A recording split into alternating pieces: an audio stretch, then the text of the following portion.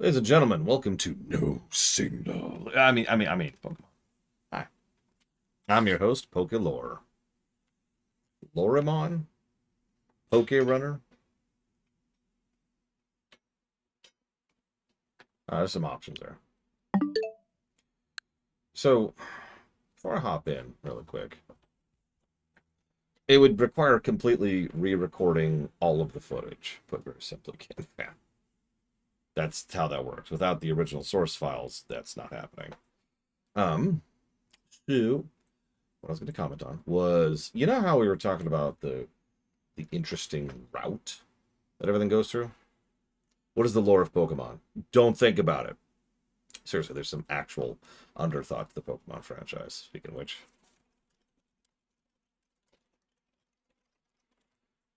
I want to show you something real quick here. Give me one moment. Because I want everyone's opinion on something. Okay. So you see this? I threw this together during the lunch break. It's the other thing I did during lunch break. If you look down in the lower left here, right down here, this is intended to be the first activity you do, right? Up here is the last activity you do, right here. Can you see the mouse? You can see the mouse. Perfect.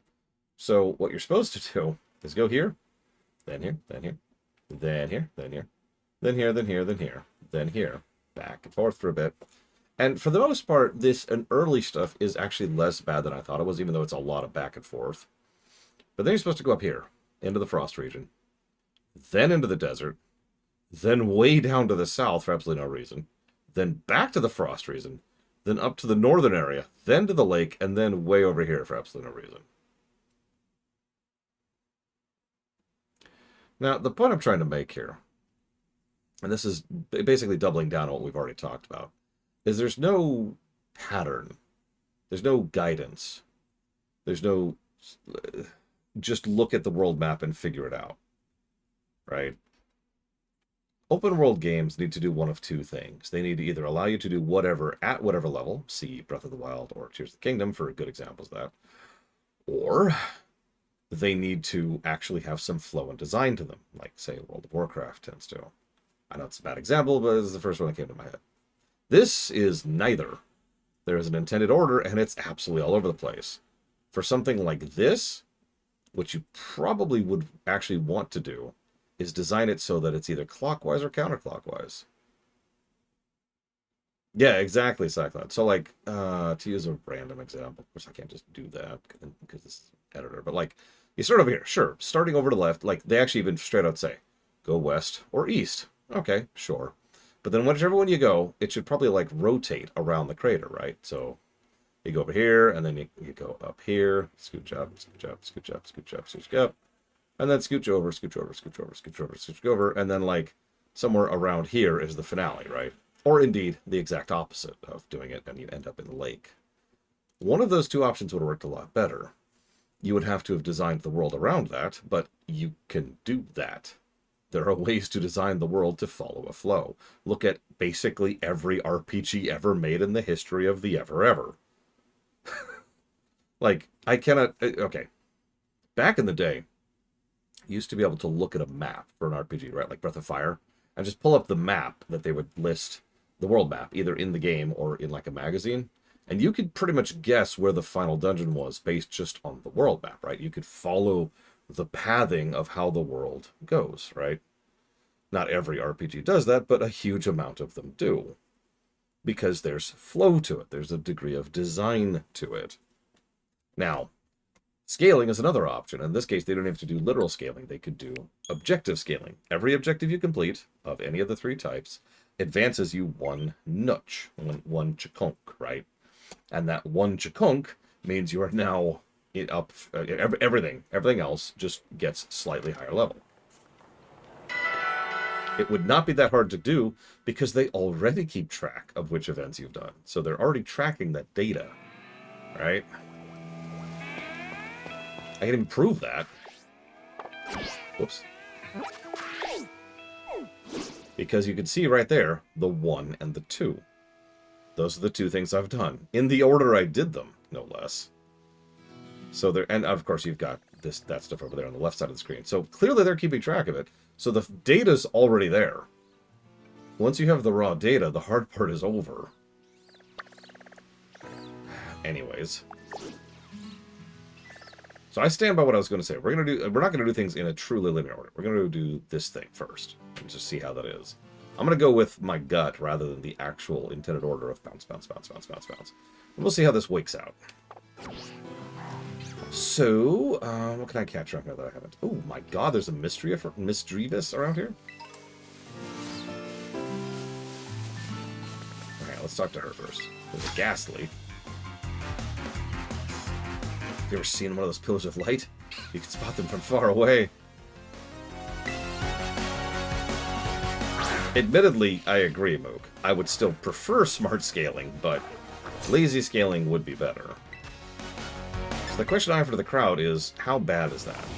I don't think it's triple negative. I've seen worse. I've seen much worse. But is this 1 negative? There's one right there. Or 2 negative.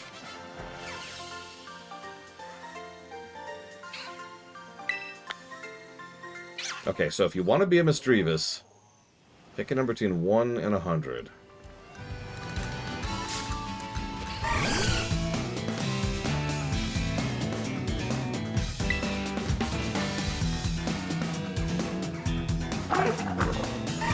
Okay, there's another one nearby, so let's see what this does.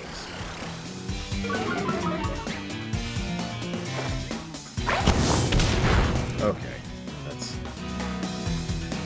Thank you, Lord Haremont, for not killing it.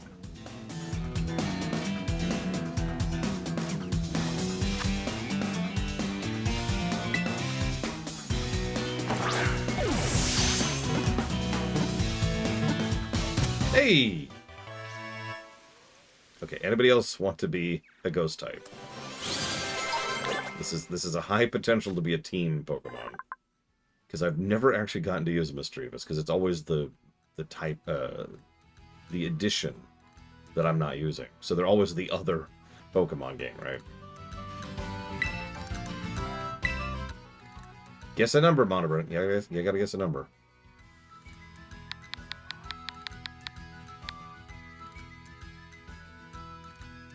Yes, do not burn, Lord Haremont. Do not burn.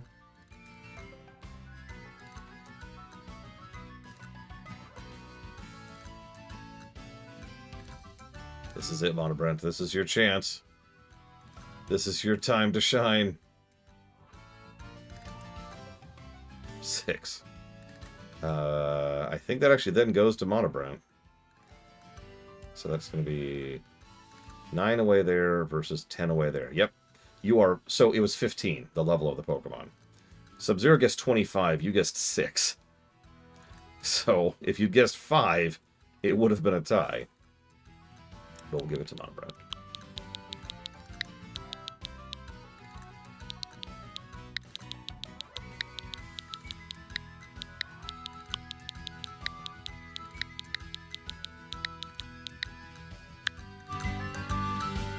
Listen to the box for right now, but... I mean, Monobrent fits a Misdreavus. Or Mismagius, or whatever it's called.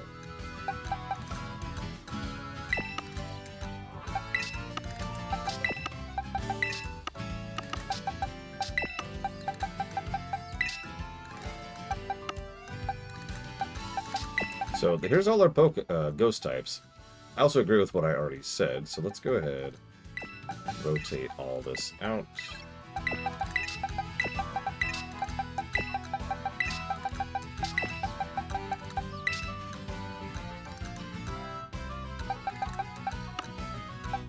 Yeah, ironically, and this is going to sound strange, I think the real problem is the out-leveling. You can't really enjoy a boss fight if you just one-shot everything, right? Once again, the too easy complaint rears its head.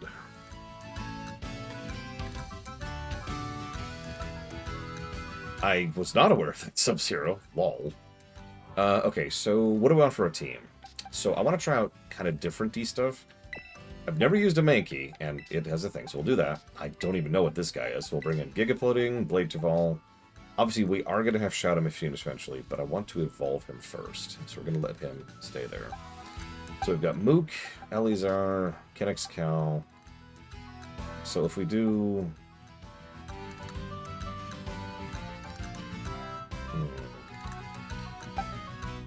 Well, I just mentioned I've never gotten to use a Mischievous. It's an old Pokemon, but I've never gotten to use one. So let's do that.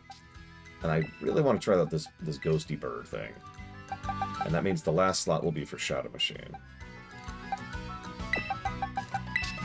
Although I kind of want to use Shuppet as well. I don't know. Debate. I can also lose Lord Harriman. No. So chat. So this requires something that's further in the game. Okay. This is levels, I'm pretty sure. I don't know what Mischievous is. I don't remember what the... I know there's an item for Kennex Cal. I don't remember what it is or where I get it. That's leveling and trading. That, I think, it requires a stone. Double check. So right now it's electric flying. Let's look this up.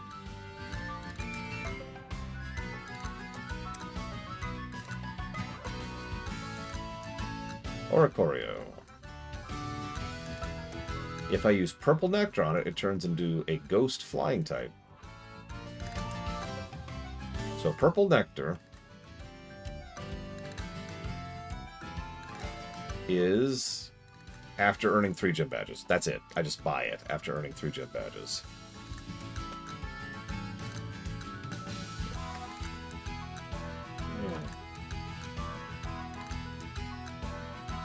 Oh, okay. I might as well look at the other ones while we're here. So let's look at Mischievous.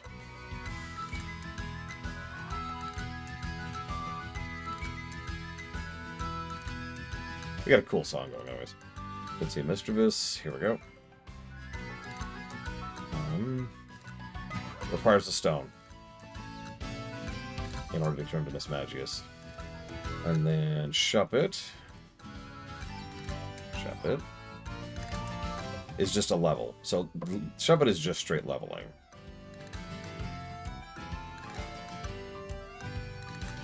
Let's see, and we get... Where do we get them? Here we go.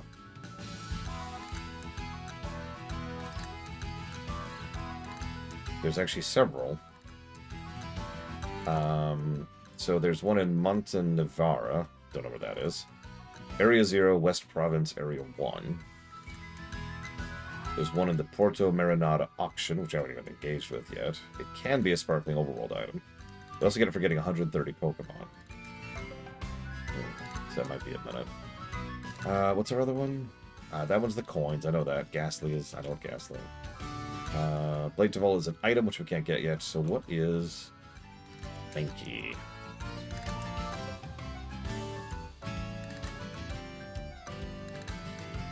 Use Rage Fist 20 times as a Primeape. A Primeape is 28. Yeah, as much as I hate to rotate out a new Pokemon, we do already have a Fire Ghost. Well, we're going to. Rage Fist is 35, so 35, 28, and if we bring in Shuppet, that was 30-something. So it's a lot of 30s. And I do want to have room for Shadow Machine eventually. Like, I want that to be in my final team. So if I rotate in Shuppet...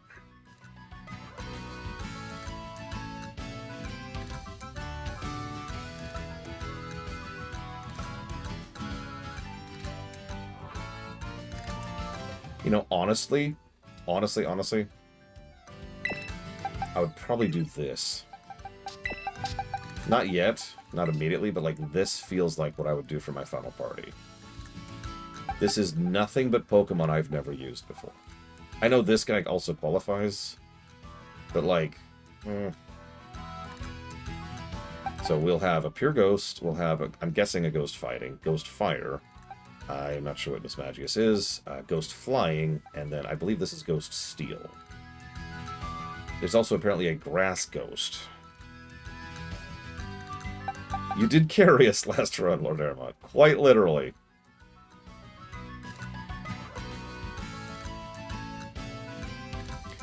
A grass... Oh, there's another straight ghost as well. Ugh, okay. If you put a gun to my head, as much as I've always wanted to use a Mischievous, I'd probably bow that out. That's a Gen 2 Pokemon. That's an oldie. Oh, absolutely, Lord Aramont. 100%. Like, this I'm thinking long-term, right? So, like, right now...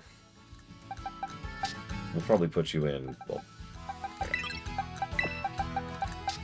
like this, because that requires a stone. And since this also requires leveling, and this also requires an item, so those two require items. She requires an item. And he requires an item. So there's not a lot of reason to level them yet. And I could. All of these require levels. Hey, Zektaft. Hey, you just love holding guns to my head, Sonicum. I don't know what it is. Yeah, no kidding, Lord Aramont. We have officially run into the too many problem. Let's bring in the other Kennex cow over here. And we finished Sonicum, right? Yep, there she is. Super cool looking. I'm gonna go ahead and treat Ghastly as a leveling for right now, Lord Aramont. So, like, here's our party, right? This top three, and then the bottom three are leveling for completion's sake. I think that feels about right. I mean, a new evolution type kind of counts as new, right? That's pretty well. Okay, I think that feels good. I think that's where we're at for right now. Yeah, we can also vary it. We can also change our minds. We don't have to be a static party, right?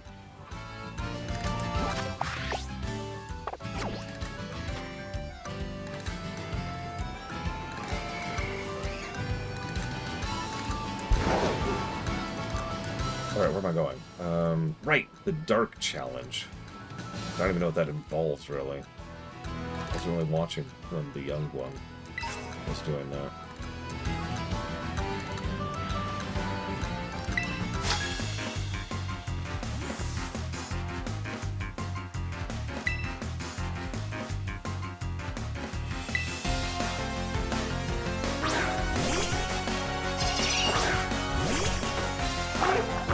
What level does Lord Aramont hit in Form 3, by the way? Because he's already 25.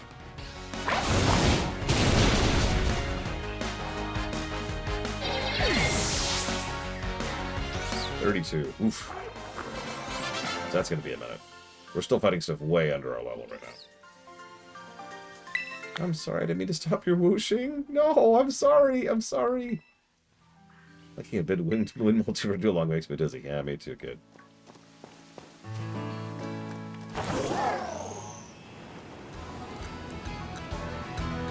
I haven't done a picnic yet. What's that? What is that? That's a Buizo, isn't it? Yeah, it is. But they give resources! Speaking of which, I'm surprised nobody's asked me the Cerebi versus Bulbapedia question yet. Is that ice? Oh, that is ice. Nice. Nice ice. Destroy it, Lord Aramont.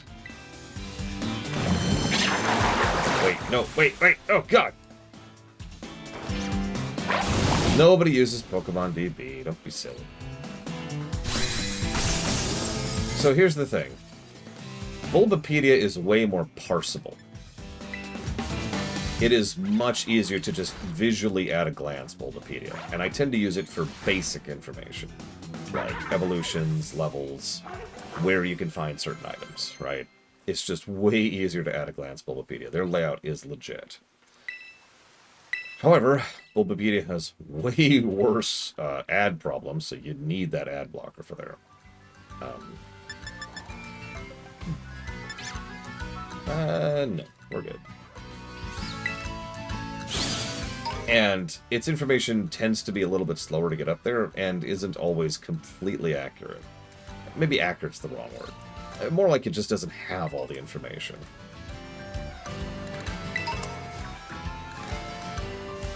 That might be a better way to phrase that. Because Cerebi, by contrast, has the data. It has it is a wonderful database of raw data. I will freely admit I tend... What is that? What is that? What the heck is that?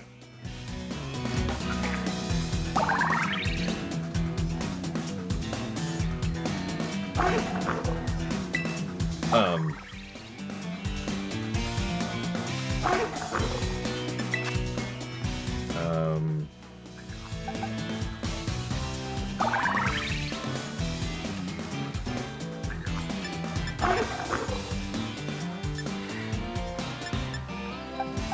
don't really have a good catch set up right now.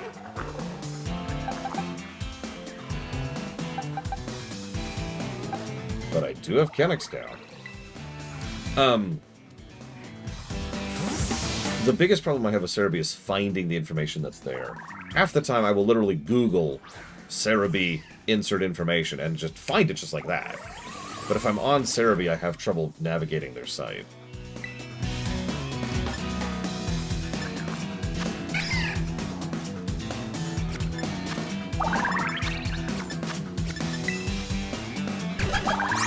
In short, I use both.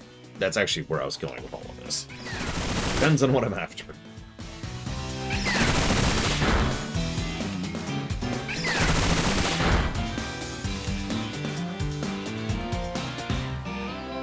I get banished one more. Come on, Kennex Cow. You got this.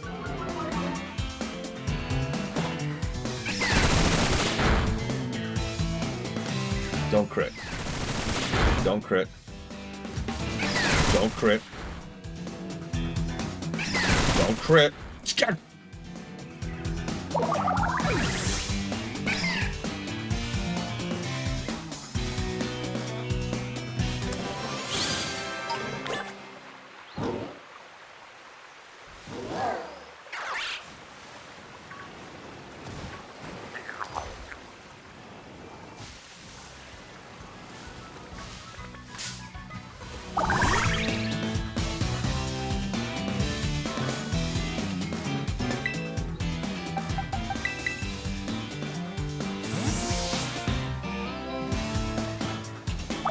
Can I help you find an anime with quality animation and amazing soundtrack? Yeah, the Summer Wars. Okay. One more try. Okay.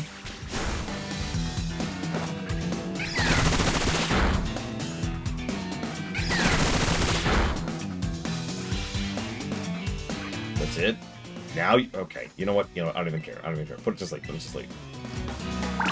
Don't get killed by this.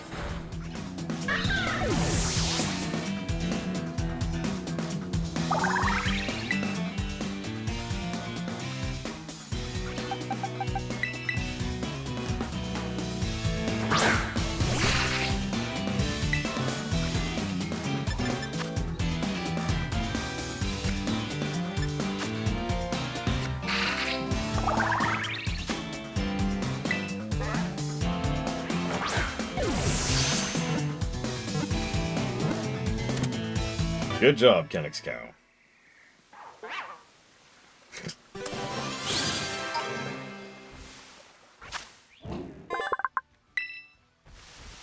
If anyone steals its beloved berries, it'll chase them down and exact its revenge. Wow.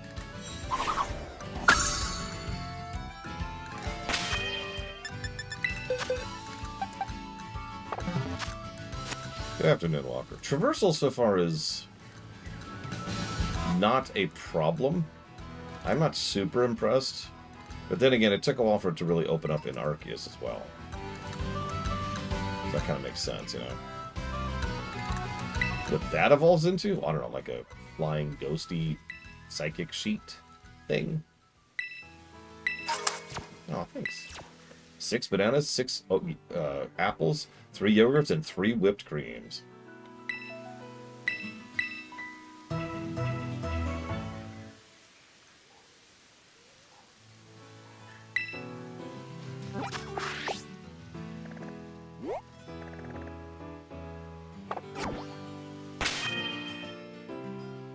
Yeah, I need to do my own picnic at some point.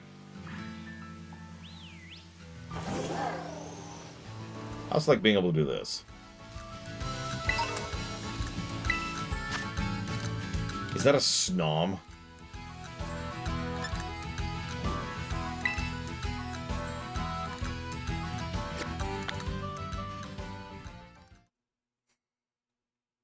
Stoms are great. We used one of the moth forms as a main back in Sword and Shield. I should have done a challenge for Sword and Shield. I don't know why I didn't. I'm an idiot, I guess.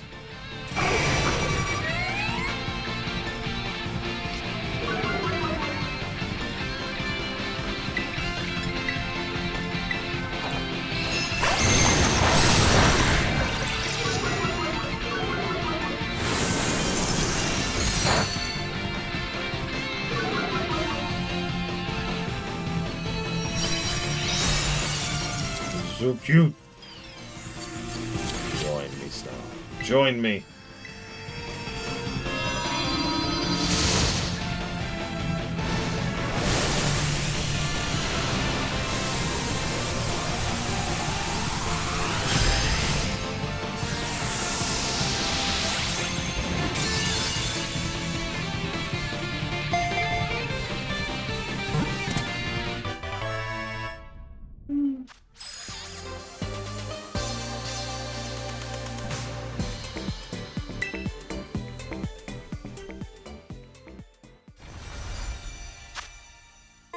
Within its internal organ, Stom amplifies the frigid air it gets from eating snow and then uses this amplified air to create icicles-like spikes.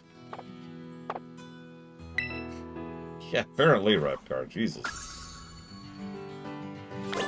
What are we up to, speaking of which? 86. Yeah, we're getting there. We should probably warp out of here. Oh. Okay. Let's warp out of here. Yeah, Frostmoth is adorbs. Like I said, it was one of our main party. Sword and Shield.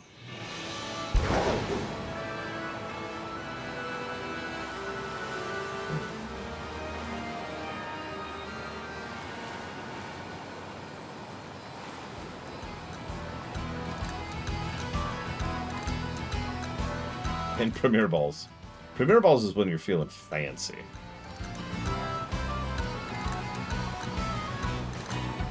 Yeah, a friend of mine, ex-friend, I guess, this one, really likes Volcarona.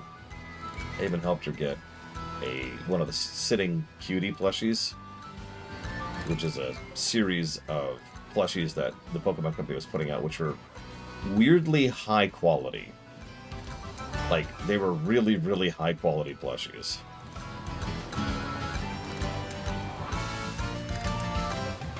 And they only sell them in, like, 3 countries in the world, one of which is the United States, the other one is Japan. I forget the third.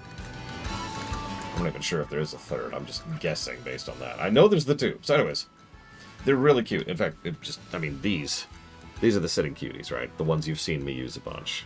Like I said, they are weirdly high quality. And when I say high quality, it's not just the fact that they're, well stitched or well colored or whatever, and they're not cheap. They're all designed to be able to sit on their own, right? That's hence the name, Sitting Cuties. This one's kind of hard, and I know you can't see it, but as I put my hands away, it just sits there. Same thing with this Haunter. This is another one of these Sitting Cutie types. So they had to design them in a specific way that they would be able to stand up straight, which is harder to do than you'd think for a lot of these Pokemon. I don't have nearly enough Moke. I never got a Chandelure, I never got a Crobat, and I never got a Espeon. All these are popular. I forget what else. There's another one I'm missing that I want. But yes, sorry, to answer Ross. We are currently making our way towards Team Dark to destroy them. After that, we're going to do the second Titan. Lord Hermont, I want you to destroy the dark. No, it's okay. It's a fungus, not an Among Us. We're cool, we're cool.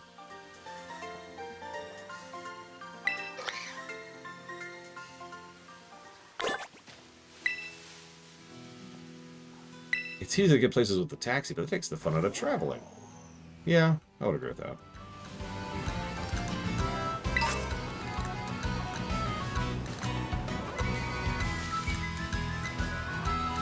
Let's get the fast travel spot. Speaking of which, just in case we fall down any other pits. It is really easy to just roam in this game.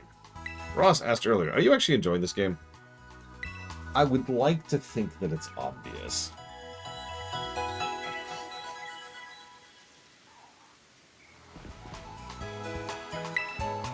But because I shouldn't be presumptive, I will answer in simplicity. Yes, I am enjoying myself. Just gonna roll a second here, see if there's something around here. Nothing on the map. Ah! Listen, 81 days of hell. Hi, Dick Back. That is true, Ross. That is a valid statement. Yeah, I'm in no rush to finish. As a reminder, our Pokemon Shield run is actually, to this day, one of the longest runs we have ever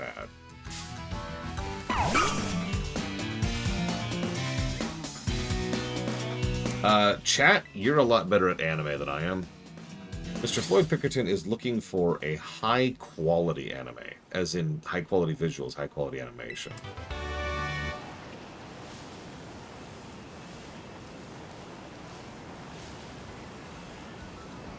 I mean, it would be nice if the story was good too, but the specific request was for something that looks good. I named the only one I could think of off the top of my head.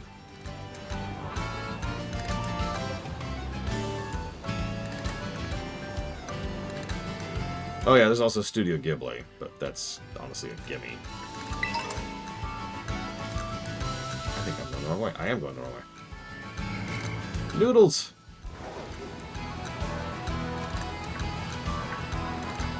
We've been checking trees, too. I don't agree that Vampire Hunter D looks good, but I've only seen the original. The 80s.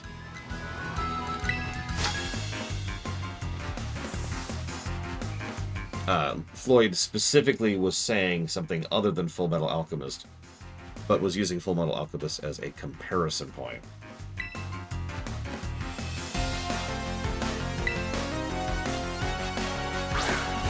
You know, something at that level of quality of animation.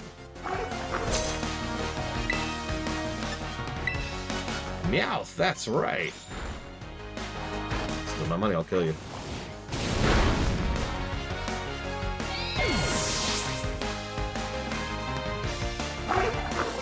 I've never even heard of Fryren. Yeah, the camera loves to clip beneath. No one buy CDs anymore? Yeah, not really. I guess that's why I can't sell my CDs. Everyone has some kind of subscription service.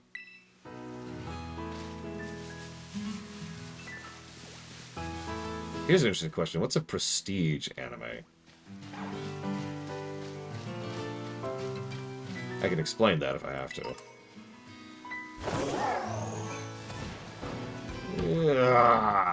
I could have made that. I could have made that. So, prestige... Yeah, actually, yeah. Madoka Magica might have qualified. That's a good example. A prestige such and such game, book, show, movie is specifically designed without the intent to make money. And it is designed knowing that it will be a hole, right? Like it will lose money on its production. That's deliberate. Because the goal is just to make something for the prestige, for the art. Sometimes it's for awards, sometimes it's because it's to honor a specific creator, sometimes it's because there's one specific executive that's just really throwing a lot of weight behind it, right? Andor is a prestige show. Arcane is a prestige show, right?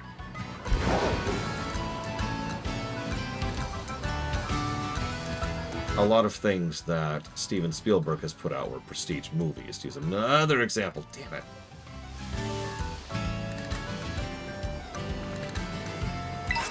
Now, sometimes the prestige works actually do sell, but again, they're not intended to. Yeah, like My Little Pony doesn't qualify because it was there to sell toys, and it succeeded.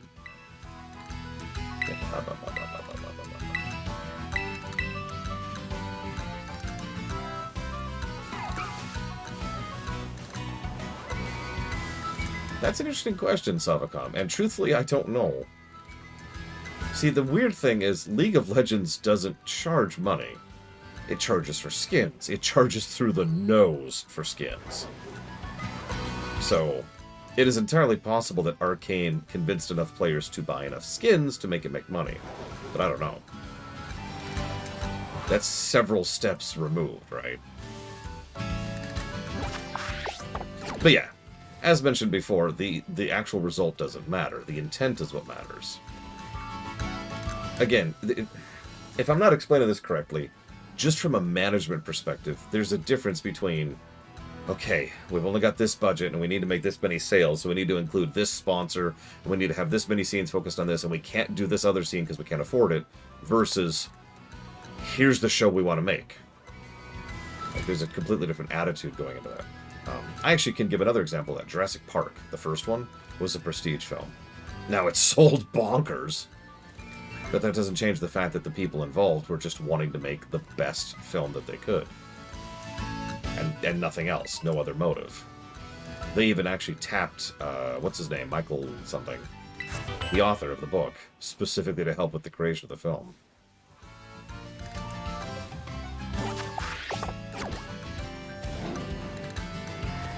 I think this is too steep. No. Yeah, Rocky Horror Picture Show would also qualify. Actually, you want to hear a really funny example of a prestige film? Star Wars. Just the first one. Just the first one. A New Hope, which at the time was just called Star Wars, was 100% a prestige film. It was a film Lucas made because he freaking wanted to, and a lot of talented people wanted to work on it. And they were fully expecting to lose money on the project and didn't care. Nobody, well, I shouldn't say that. Like 3 people thought that Star Wars was going to succeed financially.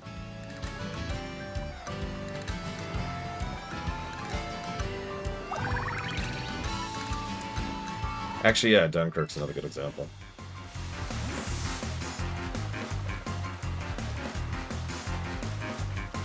Lol, Savagum. One of whom was Spielberg, absolutely. It was Spielberg, I can't remember his name, it's one of the guys at Fox. And, Alec Guinness, of all people, all thought the movie was actually going to take off. And yeah, Lord of the Rings. The Lord of the Rings trilogy. The original Lord of the Rings trilogy.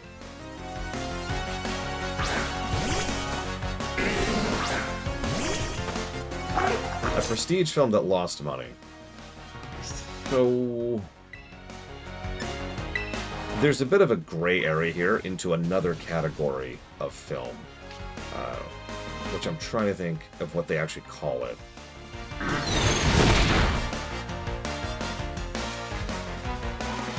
And I can't think of the name of it. Hudson Hawk is a good example of one of these. A film I actually like, but bombed. Turbo bombed. No, not cult classic. There's a industry term for it. There's a Hollywood term for it. I don't think what it is.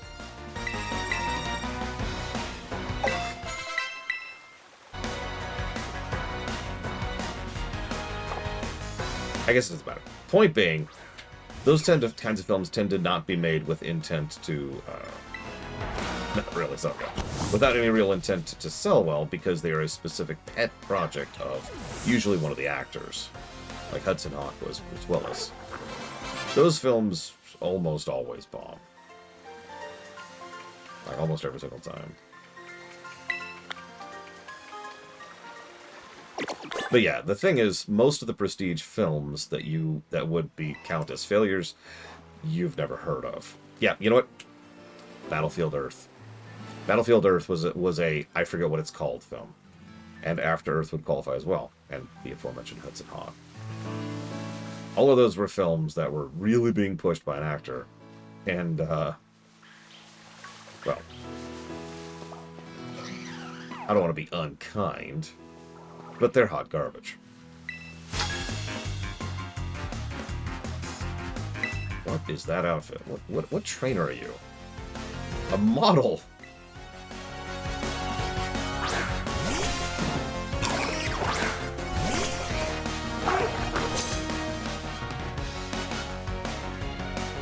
And yeah, Oscar bait tends to drift into this as well, by the way. Because Oscar bait is exactly what it sounds like. It's a film designed to make an Oscar happen. Nothing else. Now, those are a little bit different than prestige films, because those films usually are pretty low budget. Because most studios want to put those out on the cheap.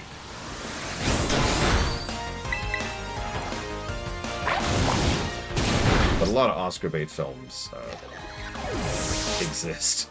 Like, a lot of Oscar bait films exist. That was a lot of experience. Yeah, no kidding. Luxio. Dutch angles.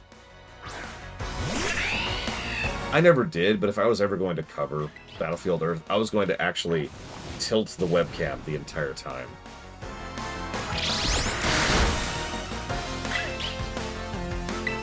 See, TMNT is a funny one. I was wondering if you're going to bring that one up sometime. Because TMNT was absolutely a film designed to make money. But, like, kind of didn't, but then did, and it was just, oh god, it's such a wild experience behind the scenes. It created a franchise. It was somehow a great film, and then created a franchise which was terrible. Because, like, pretty much after that point, they're like, oh man, we gotta kill.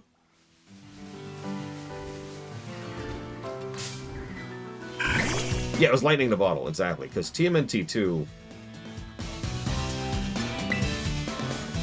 No insult intended to anybody who likes TMNT 2. But TMNT 2 is not a good film. TMNT 3 is trash. Like, just absolute trash. 2 at least has some good elements to it. Right? 2 still has some decency there, and some good performances, and some good choreography, and some fun sequences.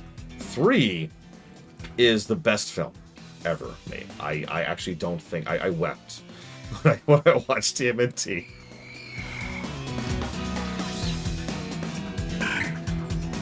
Look, Altaria is awesome. I don't even want to hear it.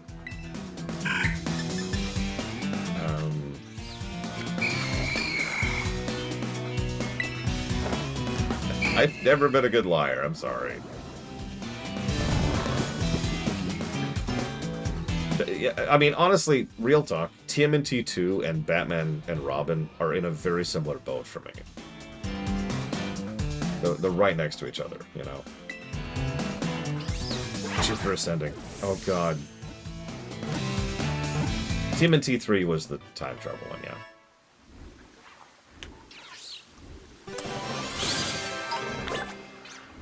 Swablu.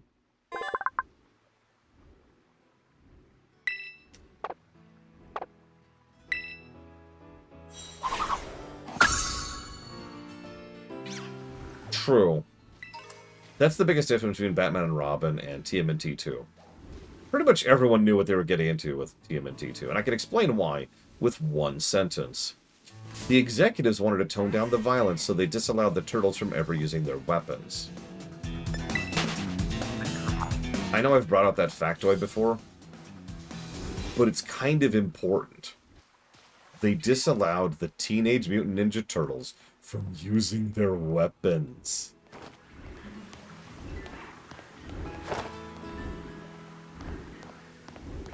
That, everyone knew. Everyone knew what they were getting into with 2. So everyone was on the same page. By contrast, With Batman and Robin, I'm pretty sure only one person involved had any idea what kind of film he was making. And that's Arnold Schwarzenegger. Oh god, we're not even there yet. I thought we were straying too far, but no, it's further northeast here.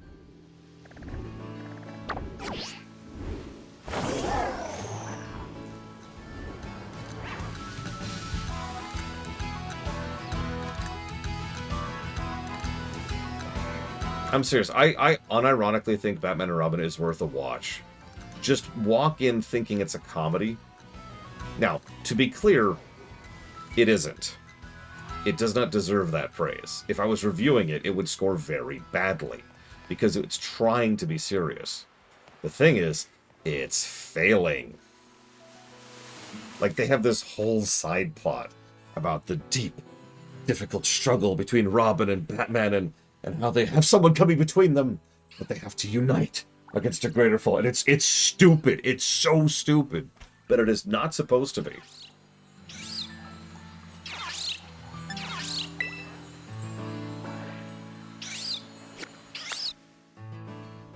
Yeah. Yeah, it's Star Trek V, exactly. That's a great way to put that.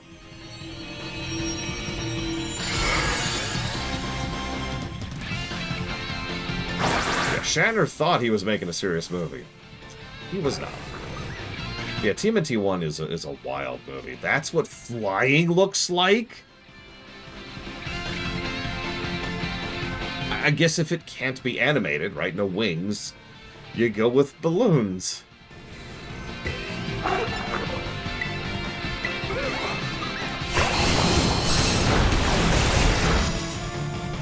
Red Bull gives you balloons.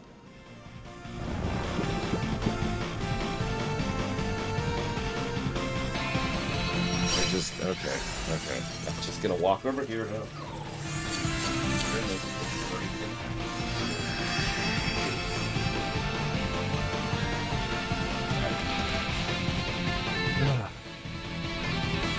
Don't need to catch it. We don't need that.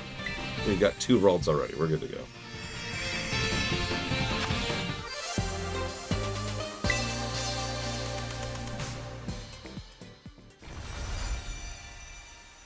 It's also always worth keeping in mind the well of bad movies goes down way further than most people know.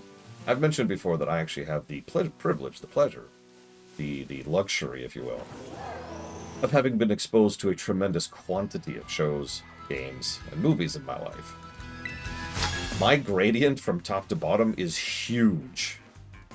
So even TMNT 3, like in a rough golden number, would probably only be like negative 100. It goes so much further down than that.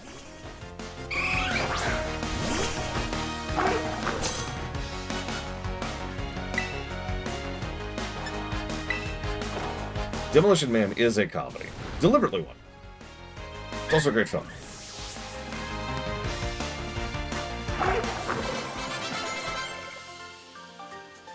That is our first Eevee, I'm pretty sure. Yep, Pokédex updated, so that's our first.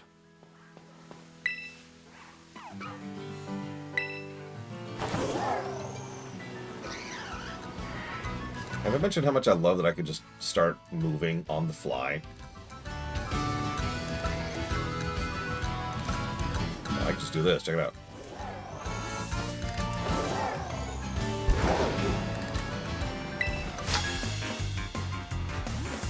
Under the ground.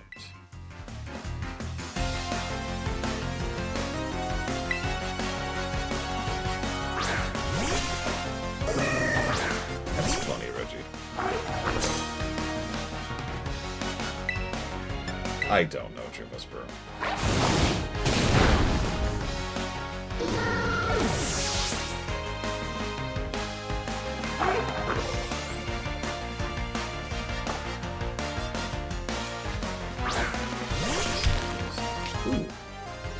Alright, so Lord Harrowmont, while you're still carrying the entire team, do you think you can take out an entire dark gym?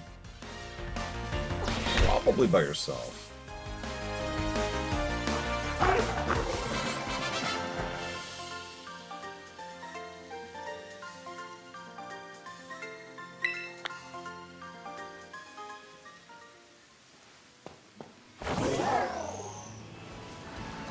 It's true. Fire emits light. Dark is weak to light. It makes sense. I don't know. A worse big budget movie? Avatar. No, not that one.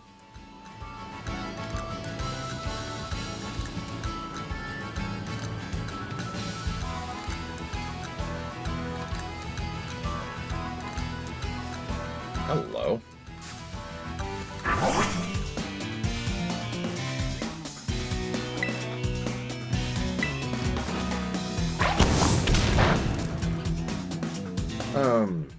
Okay. So I don't know what Holes is. But you didn't spawn enough issues and the ratio made its number explode. So what we do for our golden number, Federation Builder, Savacom is also very responsible for this, so she gets all the credit for that, is we capped how much benefit you can get. So in other words, you can only benefit so much from density and from ratio. And from variance, actually, which is something we don't talk about a lot, but it's also part of it. All three of those act as multipliers, but none of them can just absolutely turbo spike a score. Otherwise, you get weird situations where, like, Mega Man 5 is the best scoring game of all time, or Portal 2 is the best scoring game of all time, or, I'm trying to think of another example. I can't think of another example, but you get the idea.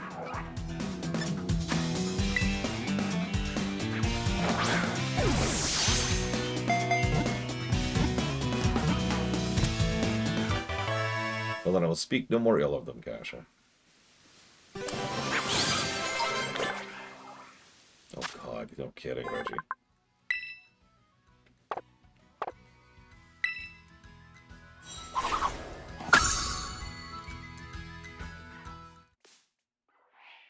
Kennex Cow is evolving.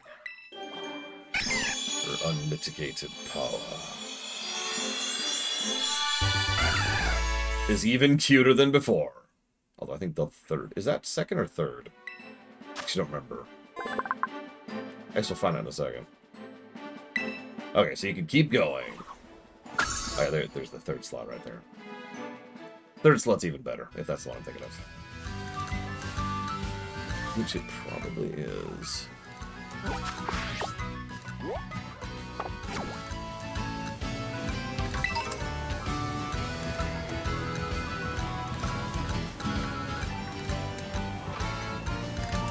So, for those of you not aware, I tend to divide even movies into story and gameplay. Story is the core meat, and gameplay is the execution. The visual effects, camera, directing, presentation, etc., right? The Avatar films, that is to say, the James Cameron Avatar films, are probably some of the most stark examples of low story, high gameplay I've ever seen, because the story in those films is... I'm trying to think of the nicest possible way I could put this. Really, really, really bad. Yeah, it's actual nonsense. It is legitimate nonsense. It is clearly not the point, right? We know this. This isn't even presumption. We know that they very specifically de-emphasized the story axis and just said, nah, we're good. Because Cameron has just been really trying to push the digital side of things and the special effects side of things. That's been his thing, right? Amusingly, the Avatar films are prestige films. They just also happen to make a stupid amount of money. There's the dark base, speaking of which. Cleared amulet. Nice. I would be foolish to not acknowledge how high the gameplay score is for those films, because they are very high. They've literally been pushing film development and special effects design forward. Because, again, Cameron has been dumping grillions of dollars into the films, because that's his shtick, right? That's his interest. You know what that's like. We all have things that interest us. There's actually several filmmakers. George Lucas was this back in the day. Filmmakers who just are really, really big on film geeks. They're really big on the creation of films, and they really want to just move filmmaking forward. And James Cameron is that. Absolutely.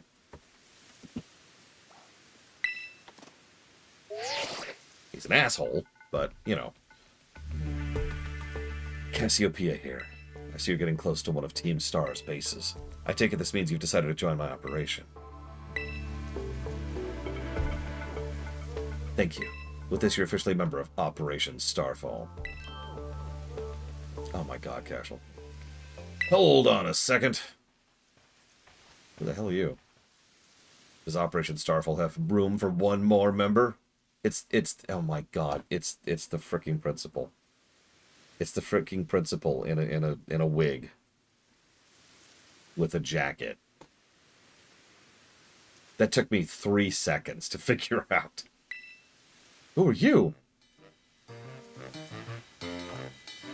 The name's Clive. Oh, how long have you been spying on us?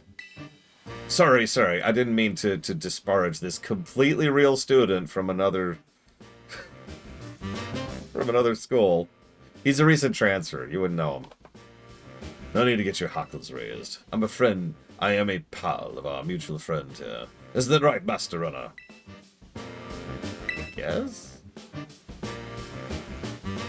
Shy as ever, I see.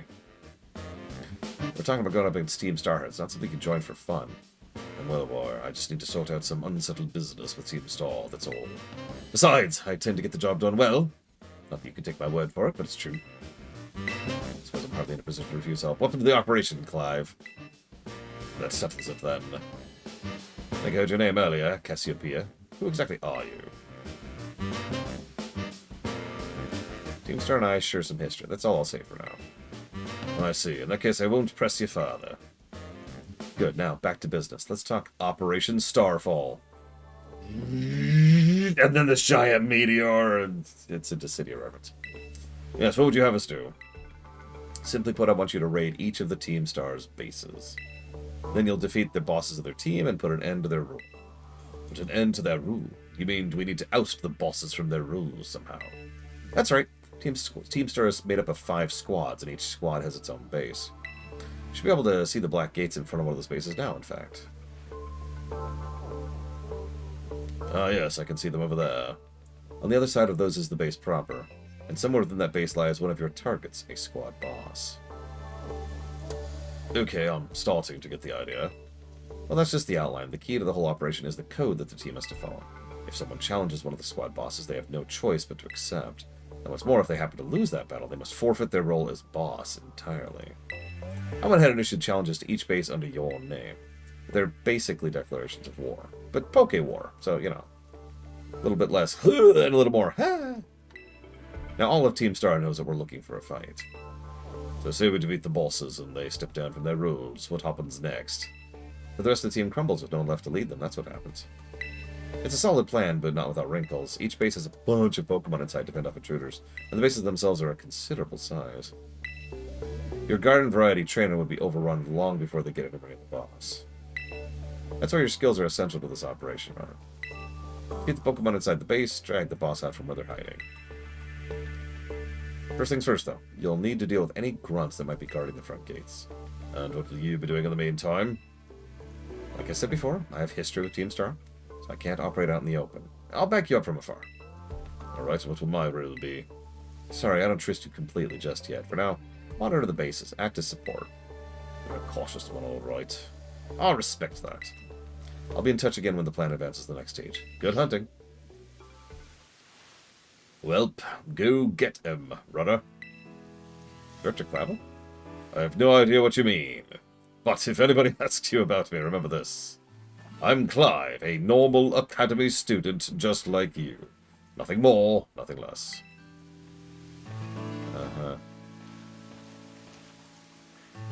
Yeah, these bases are huge on the map.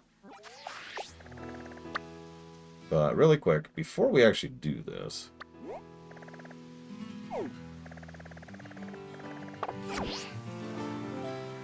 I'll do one thing real quick. Yeah, I do like how they make it clear that we can just be like, dude, I know who you are. But they're blocking the road? No! Okay, for real. What the hell is this nonsense?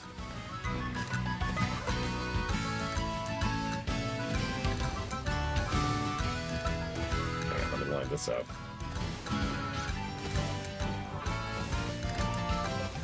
It's not catching.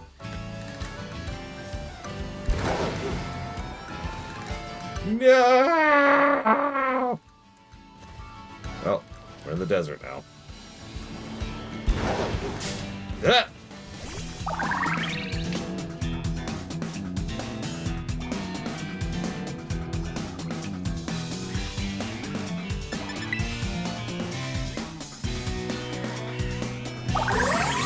Well, we gave him one chance to live, Lord Harrowmont. Murder him.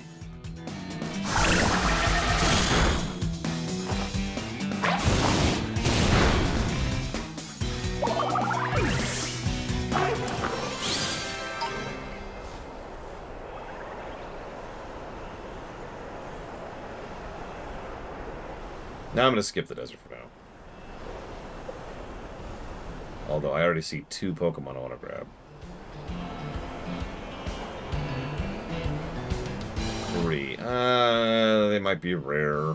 Hang on. I don't know what's going to be a rare Pokemon or not, so let's just start grabbing stuff.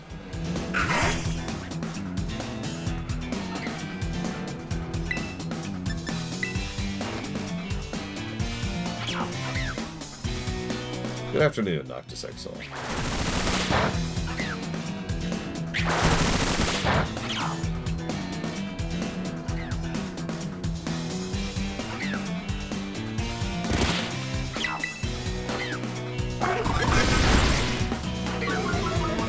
Yeah, but I don't want to miss anything that's rare.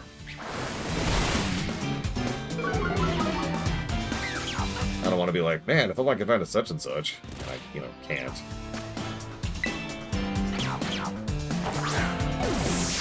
Dumpy.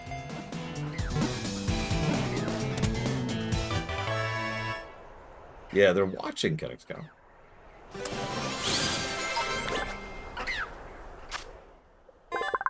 Its flower blooms once a year. Oh, these look cute. Ah! Okay, maybe they're ambushing me. 2 lines, no waiting.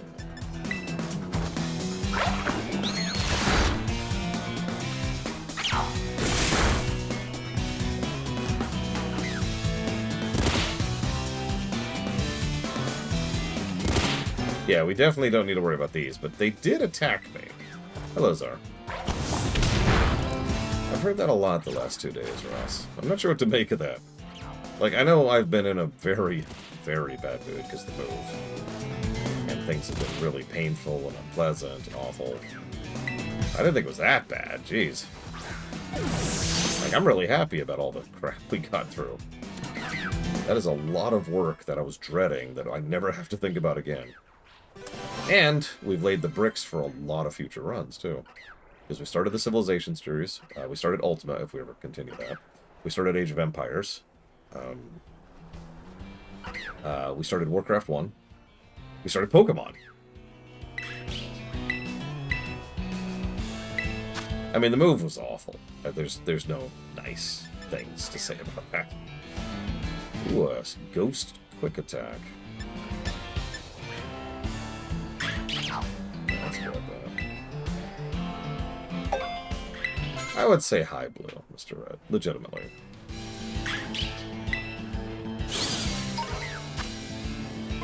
I've had a couple of nice moves.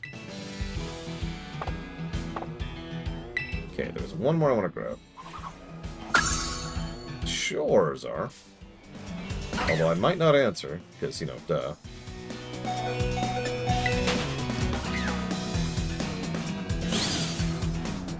The moving tends to suck. That's pretty normal. Hold on. Let's use this option. Restore health. Wait, how do?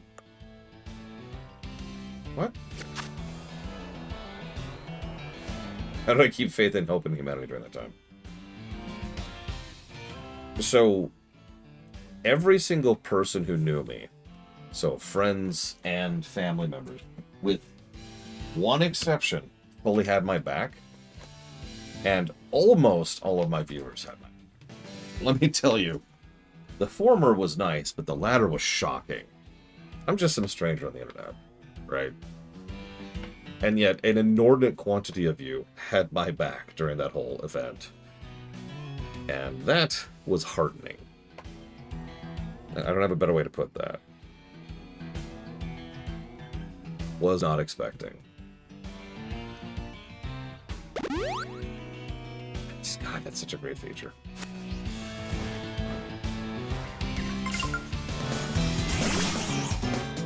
While I'm here,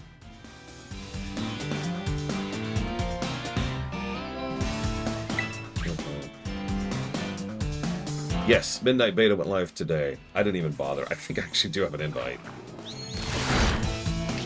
Sup, Giga? You're awesome.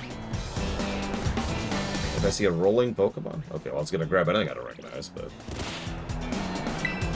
Honestly, I don't think I've ever seen a snake I like in this entire franchise. We've had the glass Pokemon, which is the one we're staring at. There's Arbok, there's the Seviper, which is just weird looking, man.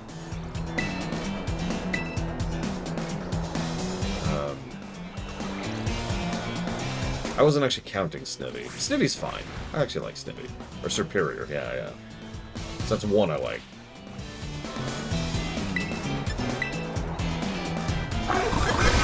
Whoa! There, whoa. I really wasn't counting Melodic as a snake. Because Melodic is literally my second favorite. It says something, I suppose, that my favorite and my second favorite are from Gen 2 and Gen 3, respectively. Oh yeah, Dragonair is also pretty awesome. I wasn't counting that either. You're right. Now, Gyarados can go to hell. If we count Steelix, Steelix is baller. One of the things I'm looking forward to doing a Steel run is just having a Steelix on my team. It's not even going to be that great of a Pokemon, and I don't care. I just want a Steelix on my team.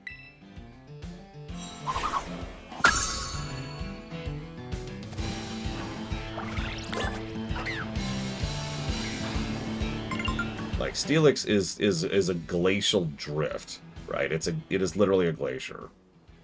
But, man, it's so cool.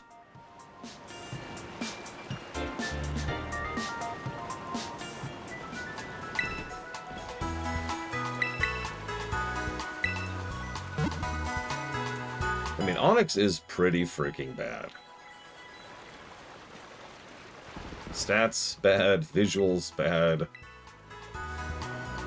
Abilities, bad.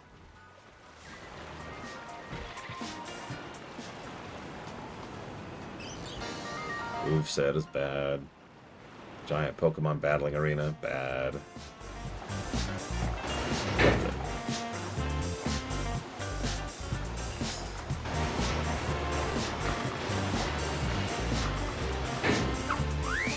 I mean, most people have said over the years, what is that? That, what is it, Sunkern is the worst? But I think we could probably go below Sunkern. If we really tried. That's actually fair. Onix's visuals aren't that terrible, really. No, you want the most worthless Pokemon. I've got the most worthless Pokemon. Luvdisc. Luvdisc has nothing going for it that doesn't involve a move relearner.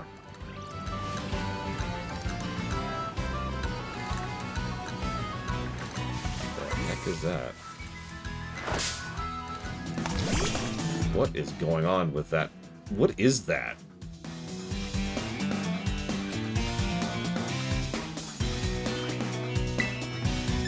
What that is.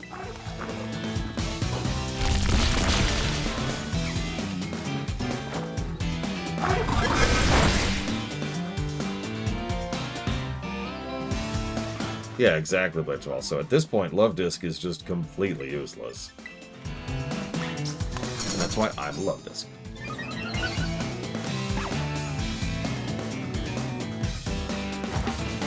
I mean, you can eat any bird if you try hard enough. They might struggle a little bit on the way down, but, you know. Don't kill Lord Harrowmont. I know you see Bloodlust. We're gonna hit the Dark Gym pretty soon.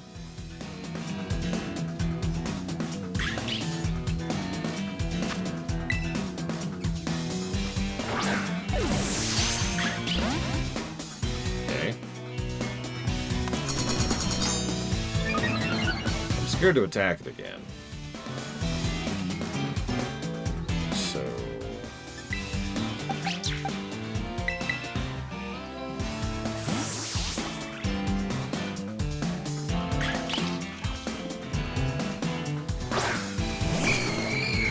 how do you make Luvdisc useful? That's actually a good question. The easy answer is give it a new evolution. That's something they've done for a lot of Pokemon over a lot of years.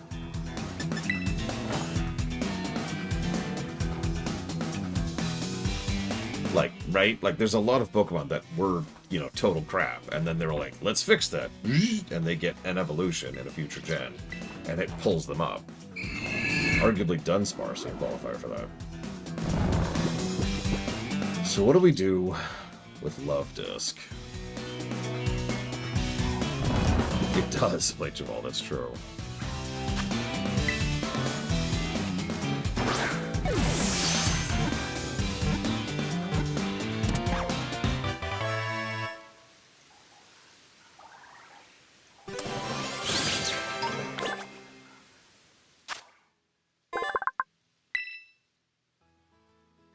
It's a Flying Dark. Wow. So here's what I'm thinking. Give it a brand new, unique ability, right? Wait a second. Nest balls. Woo. Well, on the way to this 100 marker now. So give it a unique ability, right?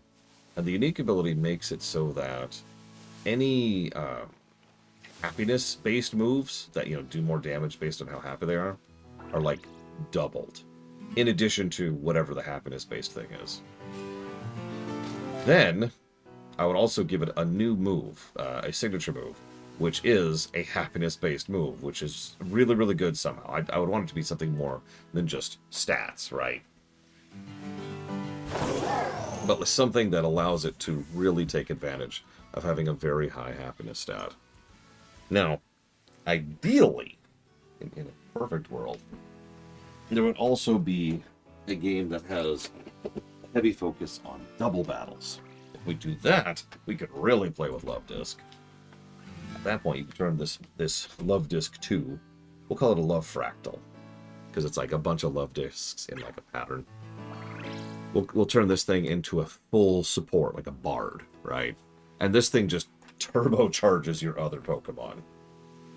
Buffs, heals, you get it. Can I go through here? No. Okay. Let me just teleport across here. Because I can do that.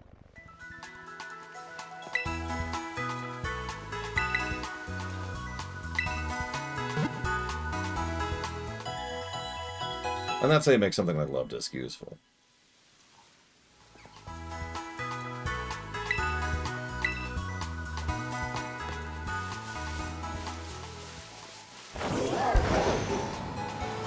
I mean, honestly, you can do that for most Pokemon. Golbat wasn't exactly good until Crobat showed up, you know what I mean?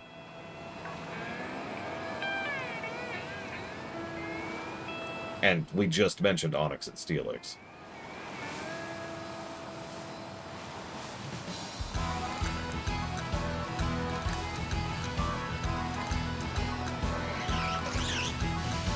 Okay. Let's do this.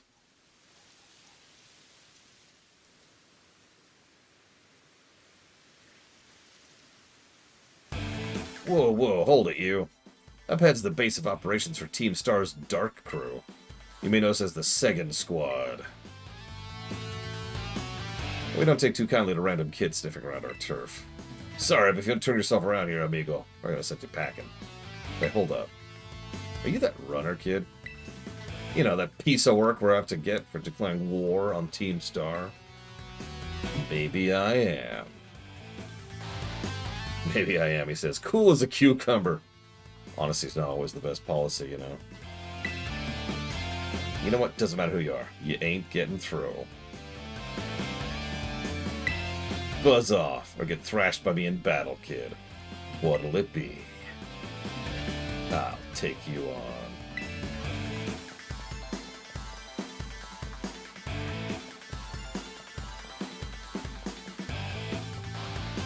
Sassy kids like you are the worst. Better to get stomped into the dirt.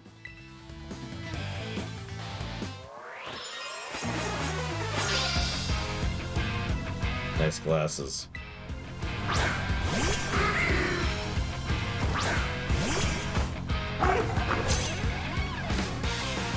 Alright, Lord Harrowmont. Kill.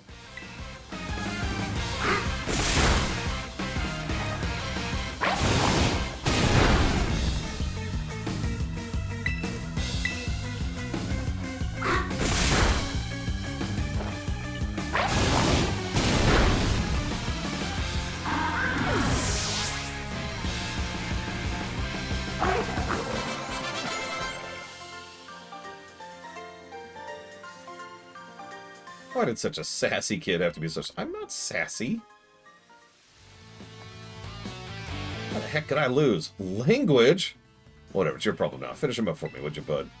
Hasta la vista. Hasta la vista.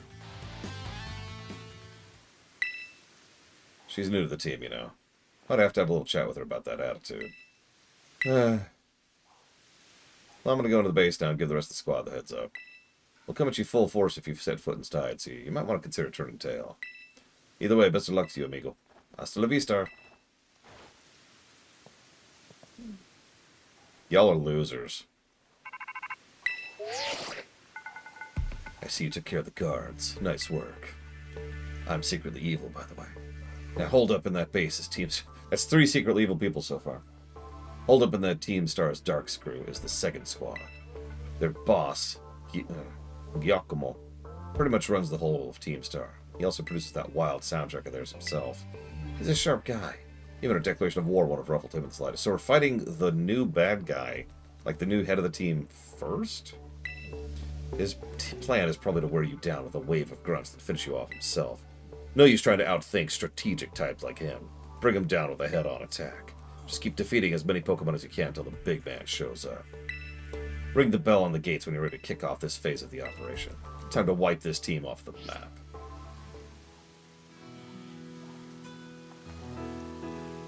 What level is it, and how many gym badges do you have, Rick?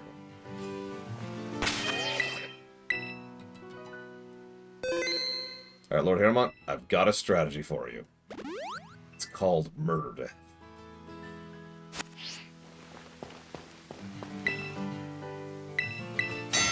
We get 3 Pokemon for this. Good thing I put all the ghosts up top.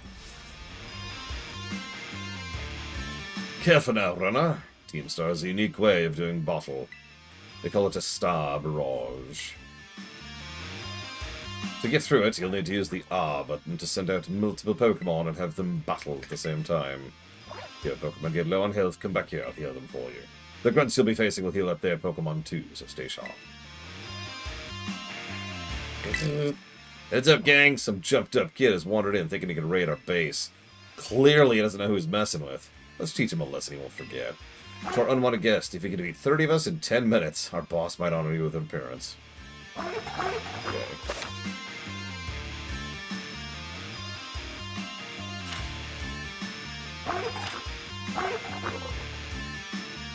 Interesting.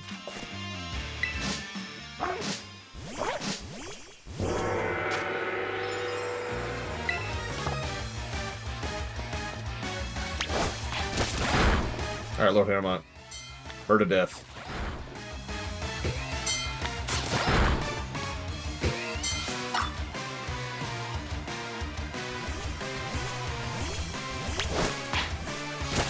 Go, Giga Pudding.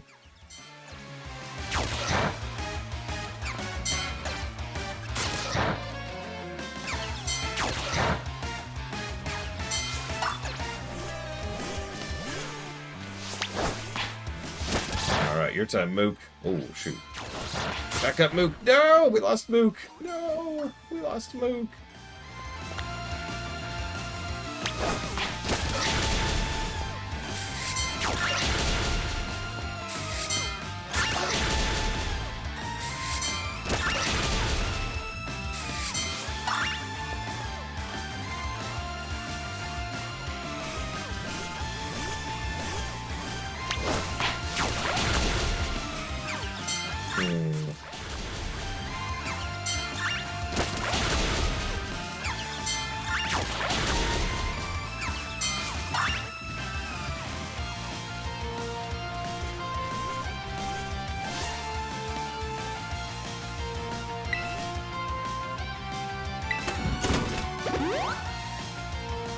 God, that would be slow as hell, little one.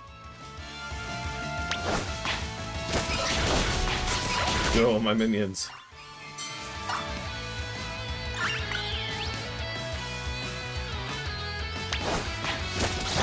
No, not you, Mook.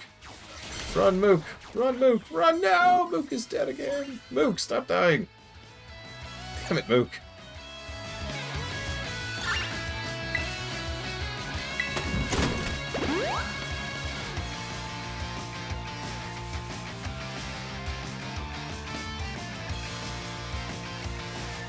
Do you happen to know the plot of Violet, Luthor?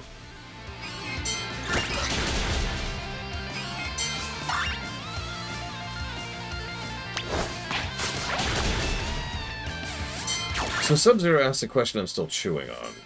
It's a valid question, as with most such things, it should be considered. I didn't give that negative to Gen 1, partially because... Whoa, whoa, whoa, whoa.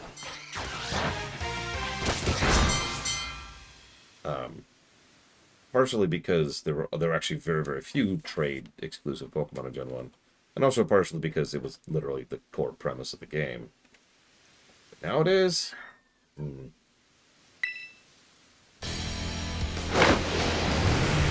What?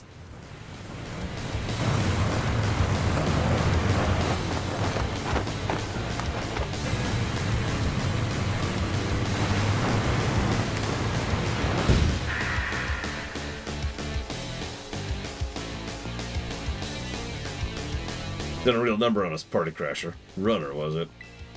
I'm Giacomo. At the deck, I go by DJ Vice. Call me whatever. It's a vibe either way. Nice to meet you and all, but how about we skip straight to your outro? Don't worry, I'll play a sick requiem as you crash and burn. Let's get this party started.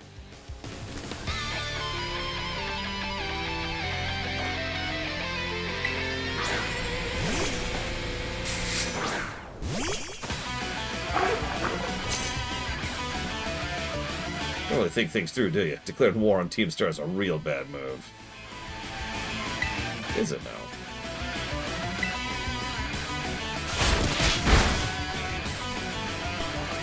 How's that for an opening track? I'll spin you up good, Party Crasher.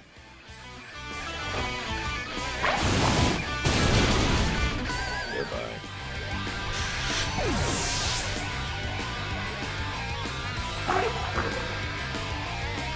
How much money do you think that car cost to set up like that? Time to up the tempo. The show ain't over yet.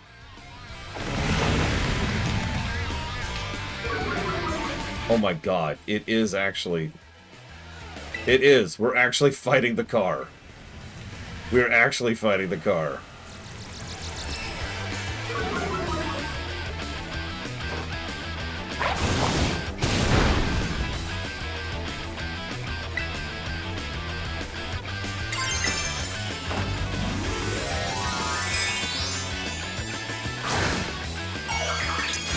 Giga knew. She knew with the roadkill. No!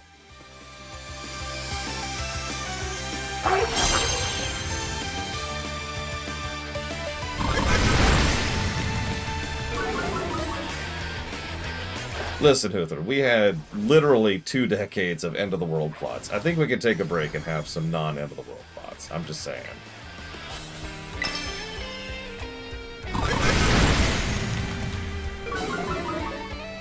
This is hurting. My god.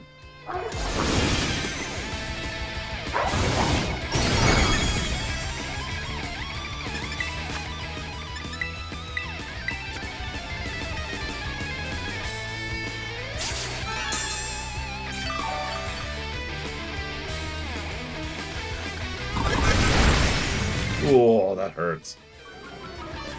That hurts.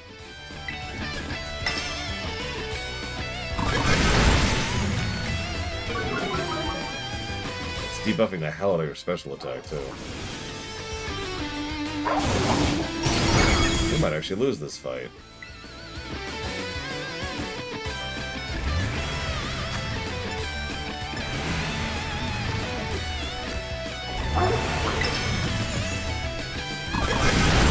Ugh, okay.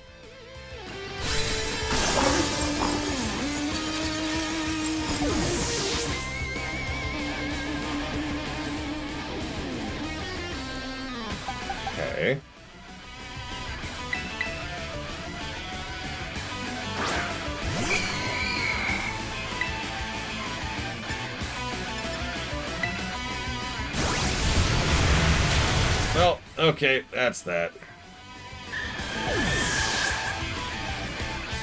I didn't get one. I figured I might be able to get one attack off.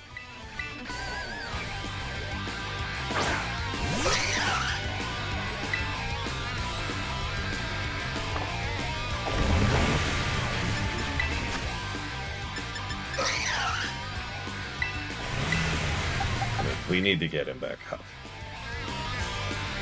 There's no way.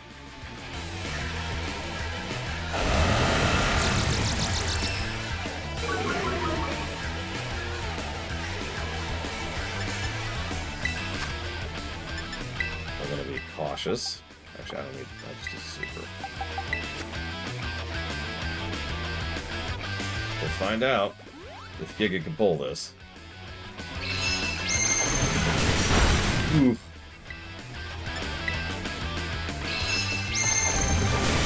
Nope.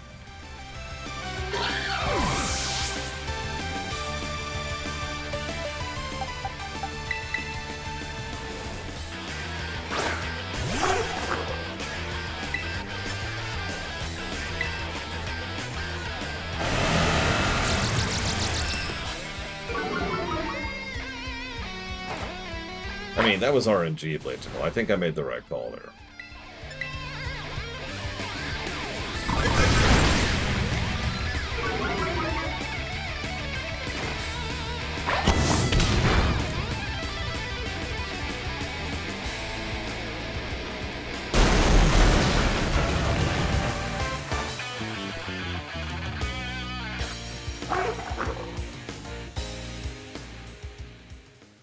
So that's that.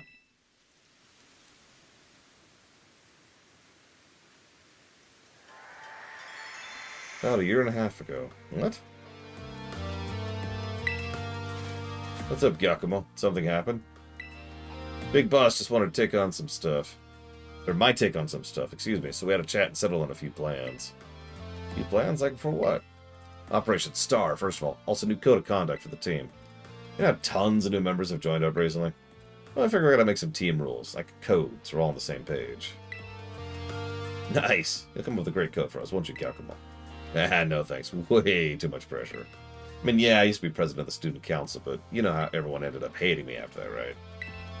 Of course we know. You forced a ton of stuffy rules on everyone, and they wouldn't take it. I got some other nerd to replace you after like 5 minutes. I cannot help but concur. Male student's hair must stray no further than 1.8 inches below the nape, and so forth. Your rules were vexation made manifest. Yeah, my point exactly. See, I'll agree I shouldn't be let anywhere near this new code. You always know what's best for the team, Giacomo. You look out for us. You've earned our trust many times over. Without you, Team Star just wouldn't work. That stuck-up student council prez who isn't who you are anymore, man. A code written by Giacomo is I'm looking at now. I'd follow that any day. That's what I. Okay. Thanks for the ego booster. I'll do it. Right up the darn code. Did the best I could. Wrote that code myself. There's no going back on it now. My days as a boss are over. So here, take my star badge, would you?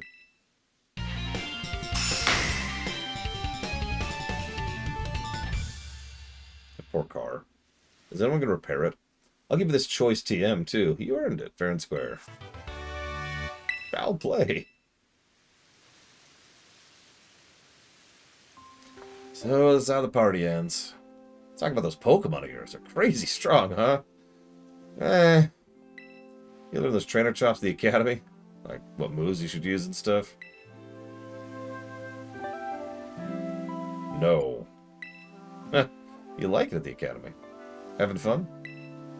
Yeah, actually. No kidding. Sorry to interrupt, but are you Giacomo?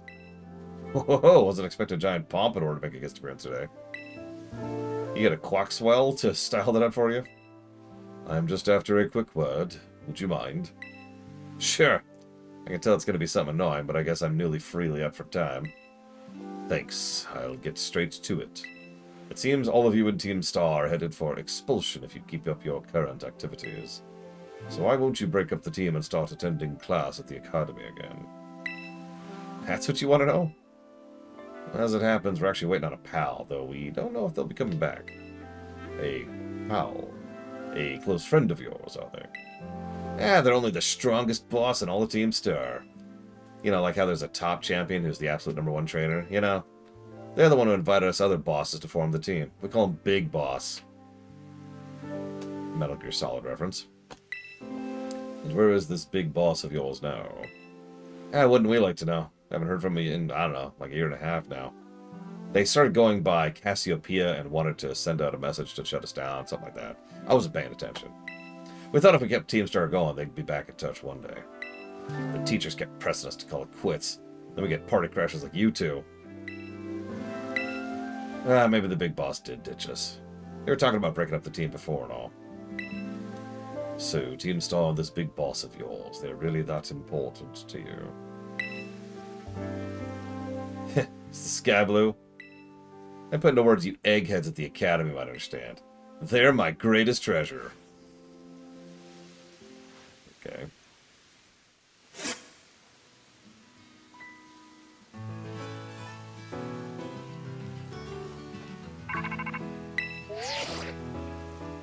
Runner, it's me, secretly the big boss. It seems Giacomo no longer carries his star badge, the symbol of his status as a boss. He gave it to you, did he? I see. With its boss out of the picture, the second squad is pretty much done for. Oh, Giacomo. Sorry, caught up in my thoughts for a second. Now about your reward. Have some money. You can now make more TMs. I took the liberty of adding some entries to your TMs. I just said this. You did some solid work out there, so much so that you deserve an extra reward. Someone from my supply unit will be there soon to give you some extra materials for making TMs.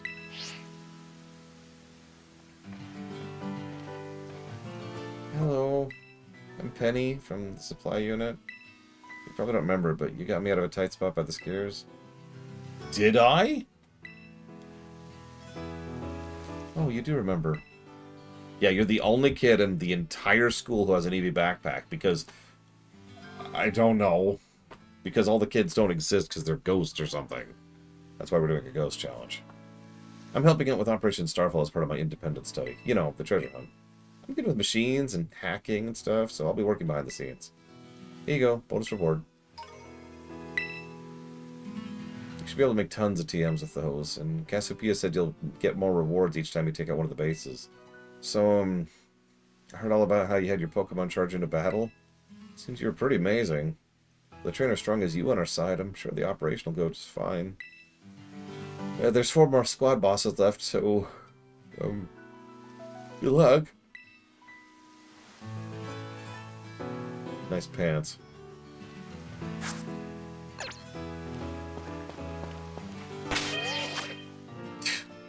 That poor Mons.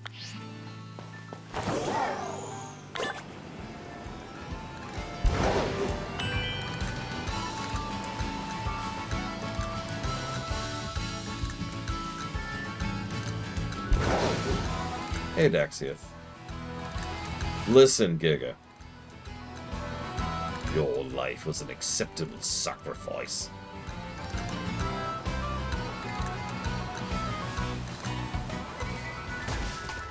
They're actually not pants at all. They're, what do you call those? Tights.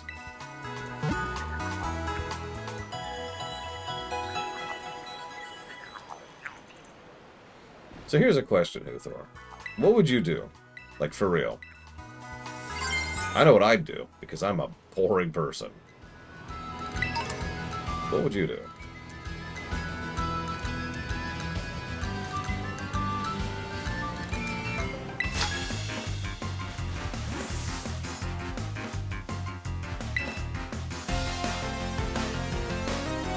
Oh god, it's Alfredo.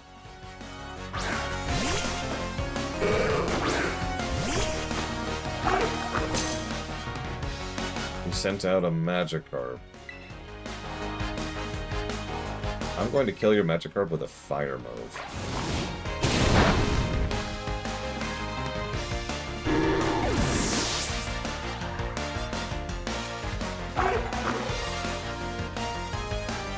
Looks like fish is back on the menu, boys.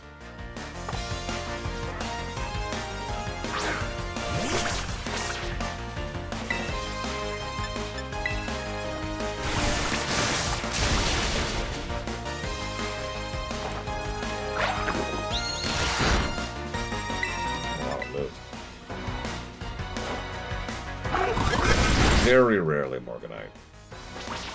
I don't wish to be dismissive or negative, but most State of the Plays aren't really worth watching. Like, Nintendo Directs tend to be about, say, 50-50 in terms of, you know, worthwhile. But State of Plays are almost never worth watching. If there's anything newsworthy, it's usually just a quick soundbite that I could grab with one sentence. You know what I mean? So if there's anything newsworthy, I'll probably catch it anyways.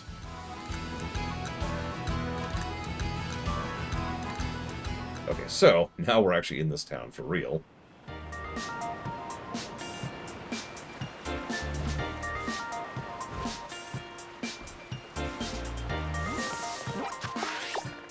Oh, that's a lot of shops.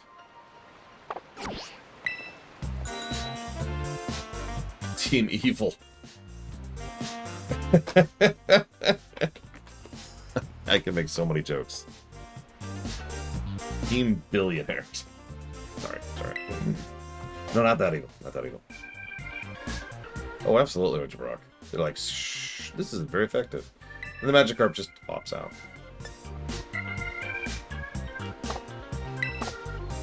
No. Hang on. Kennex Cow asked something. Oh. No, I have never played anything Yu-Gi-Oh! I have seen a couple of episodes of the show. Was not really impressed. And never went back. I want to get ice cream. I want to sit down.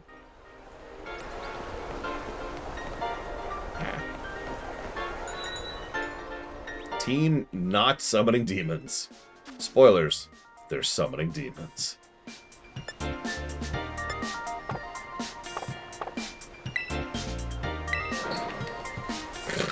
Good summary, Mr. Red. So I love how there's a sandstorm going on right now.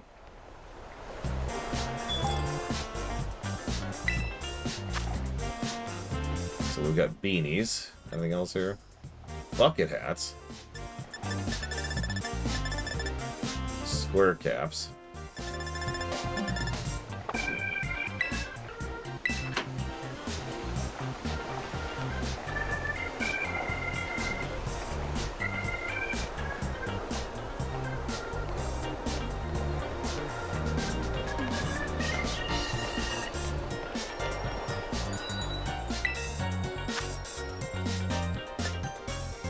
Ooh. Since I can't have the eyes I want... What do you think? I'm even gonna ask. I like it. I like it. Let's do it.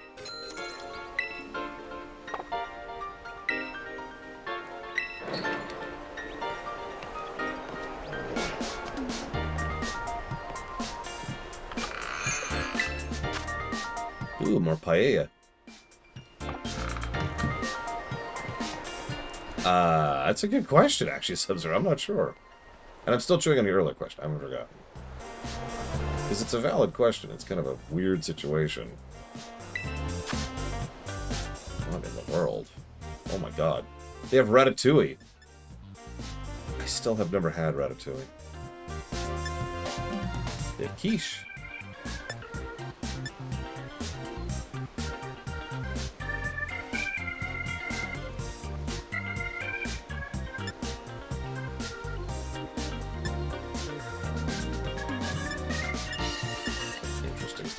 I don't have money for that, though. I'm trying to get some cosmetics going.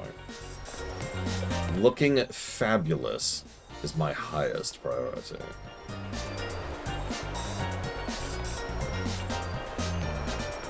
It's not actually a joke. I'm going to spend more of my money on that than anything else. I want to look cool. I play video games for a living. Of course I want to look cool.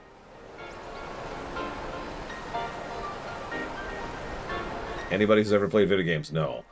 It's more important to look cool than to have good stats. Tofu pudding? Tofu pudding. Hot sour soup, oolong tea, hot pot, dandan. Yeah, fashion is always the end game.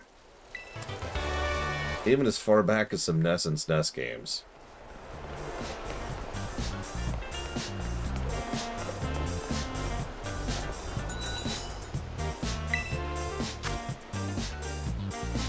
I don't even... There's socks.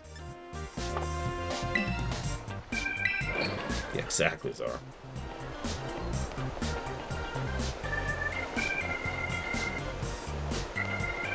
Oh, sounds like it might be dinner time. Gotta buy new cosmetics quick.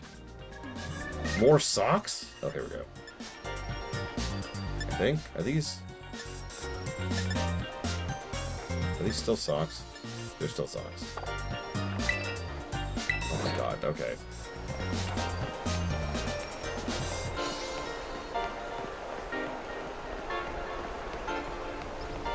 Do you have anything other than socks?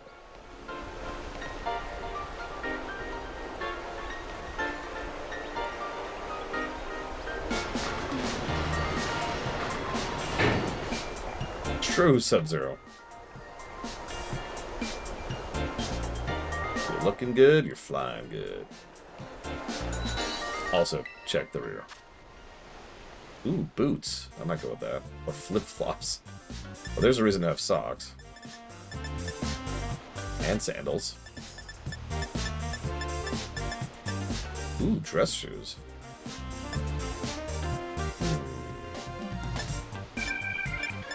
Let's see. What have we got? Engineership boots. I don't know, I kind of like the boots more. Because I'm a dork. Let's go with that. That is a quarter of my money, by the way, for these stupid boots. Worth it. Mapo tofu, onion tofu, pickled toad school and cucumber, pepper steak, and just ramen. That's a nice looking ramen bowl. Look at that. Look at it. Look at it. LP is what we'll earn doing some of the events and activities.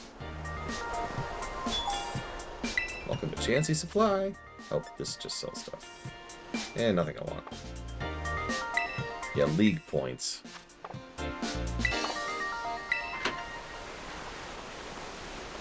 Oh, I'm stealthing again.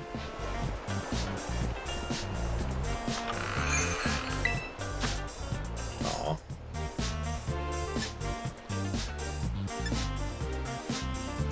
A blend of coffee that's slightly on the bitter end. Its fragrant aroma makes it easy to keep drinking. It increases the item drop of water, experience power of grass, and humongous power of steel.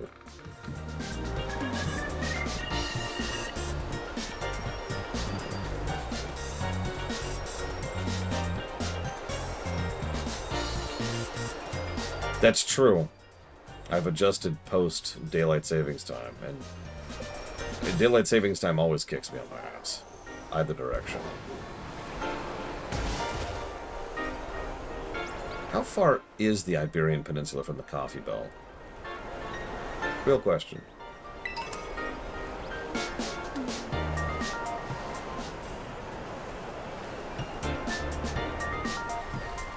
Yeah, I love this sandstorm. Everyone's just like, da da da da da.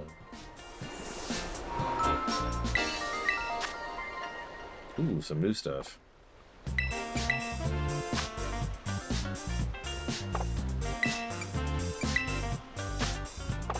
Nothing too fancy though.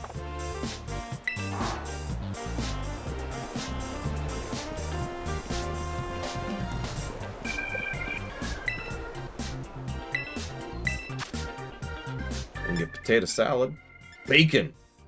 We can get frickin' bacon. Oh, there you go. We can grow in the Canary Isles. Oh, absolutely not, Savacon. But he's getting a little bit more accustomed to the dog playing with him.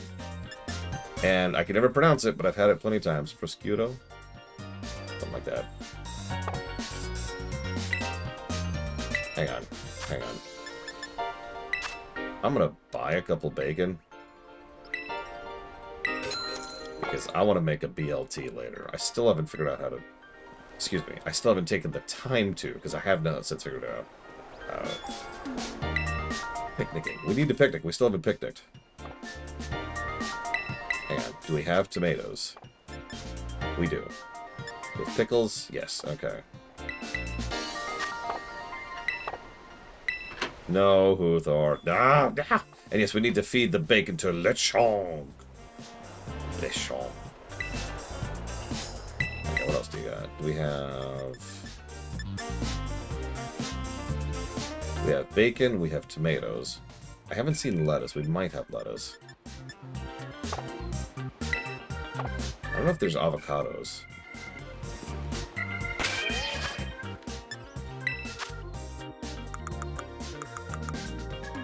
There's lettuce. We have lettuce. I don't see avocados. But we might just not have it yet.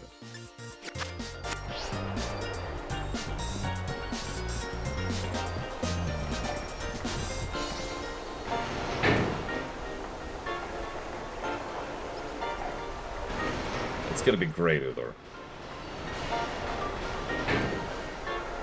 Wait, which cat was mad you didn't help, Savicon? The one who was robbed or the one who was robbing? Because both are funny.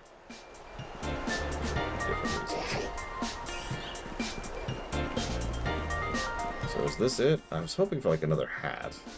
I guess we just live without a hat. We did get our new glasses. And some new boots.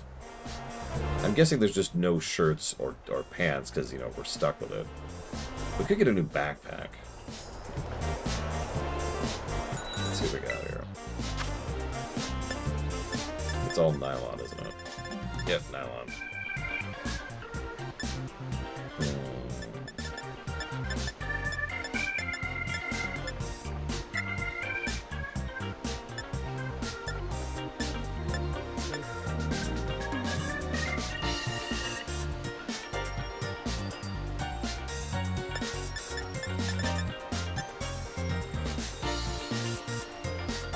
Let's go with purple. That'll be a good accent.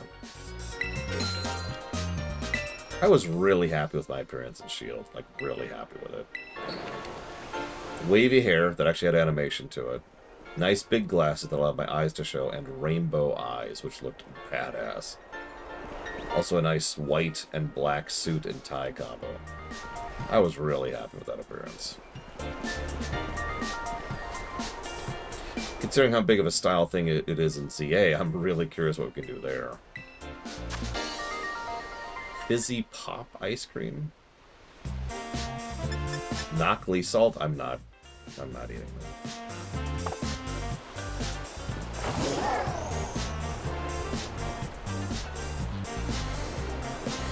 Okay, I think that's everything I wanted to do here. Let's...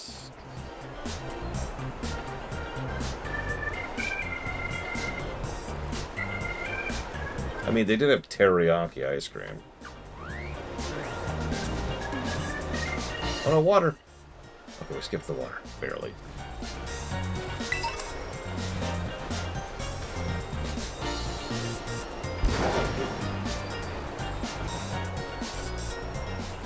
Worst possible picks for a remix.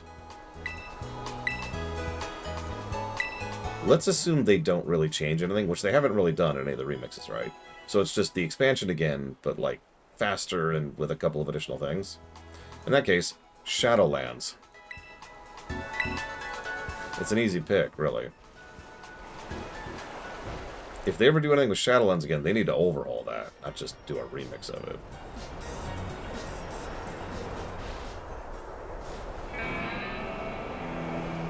I wouldn't even participate in that one.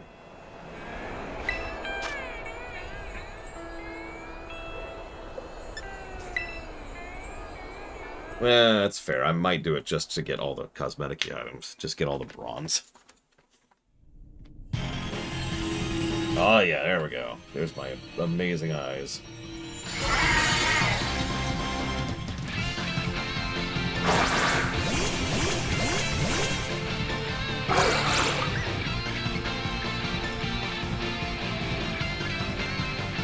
Well, that's fellow fire.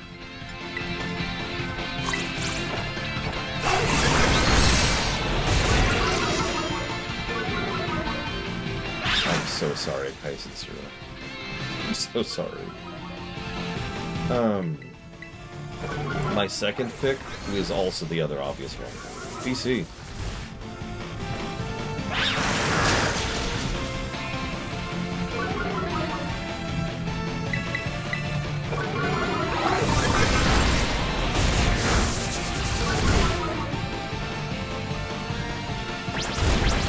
Valerian.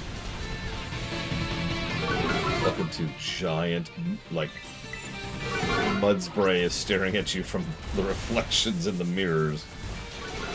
Exactly, Huthor. That's actually exactly what I was thinking. BC wouldn't be the worst pick in the world, not like Shadowlands would. But there's really not a lot of meat on BC's bones. A lot of people tend to forget about that.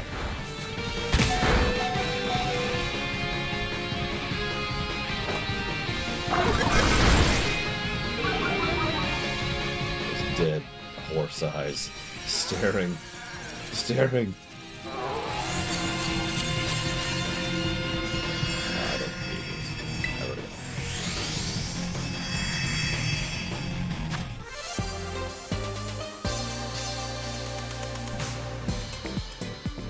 BFA?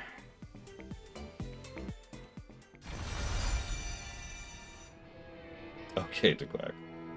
I hope you... Oh, hey! The sandstorm stopped. And it's back. No, it's gone. I hope you have reason to freak out, Dequack.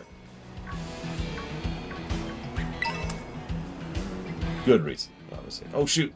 No, he's an evolution. It's up there. Okay, before I get too much into the weeds in the desert, I guess that would be the cacti of the desert. BFA, of course, Lord Airlock, but not yet. BFA is kind of another weird one because BFA doesn't have as many cosmetics as a lot of other expansions. Shadowlands actually has the same problem. Both expansions didn't have a huge variety of items. I don't know if I'm saying that wrong, but literally, in sheer terms of quantity.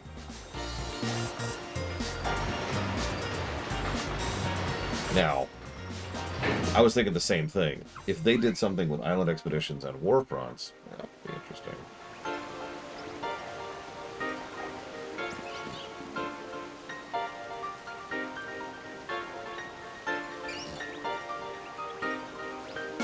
Depending on what they do with it, though.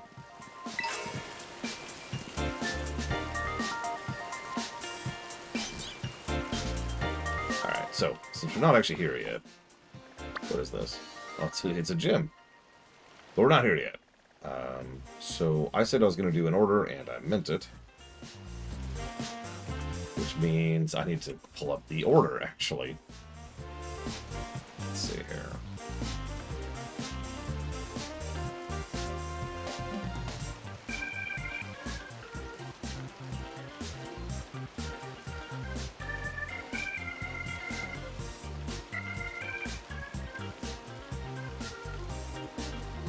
Looks like we're doing the Open Sky Titan next. Which is like just over here. There it is.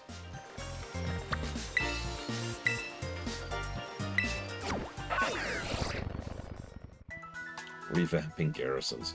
Warlords would also have the relative lack of content problem.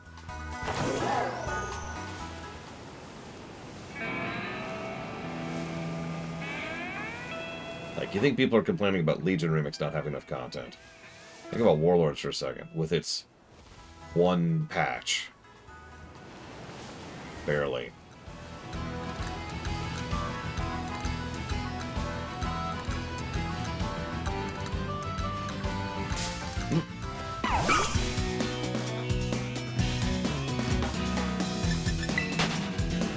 Let's flip this question, though. What do you think would make the best next remix? Not what you want most. Not what you personally want. Just what do you think would make the best remix?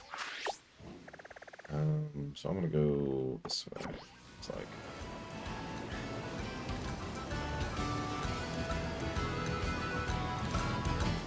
I think? Hang on.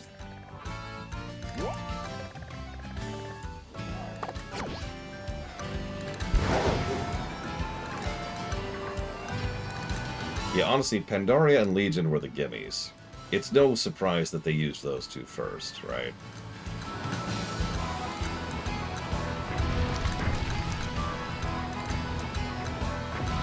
That's actually a good question, Lord Airlock.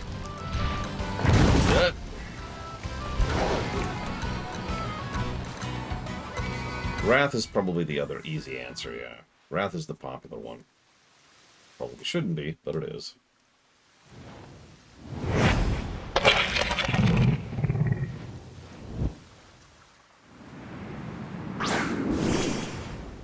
my god.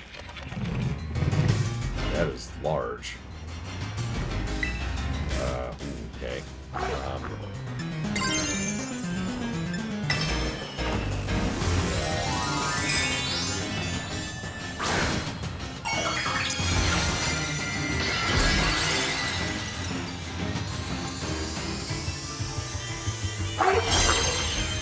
Titanic was another prestige film, by the way, whoever asked that. Most of Cameron's stuff, ever since he got himself invested in Hollywood, is how I'm going to phrase that, have been prestige films.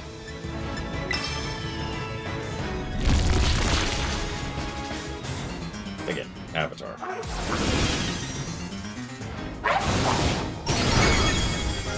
I mean, everyone knows that Titanic was actually wish fulfillment for Cameron himself. No judgment. It's just, it was.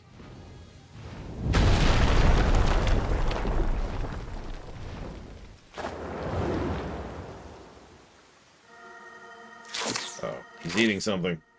Kill him! Yeah, exactly, Uthor. Like I said. I mean, you make fun, Lord Hermon, but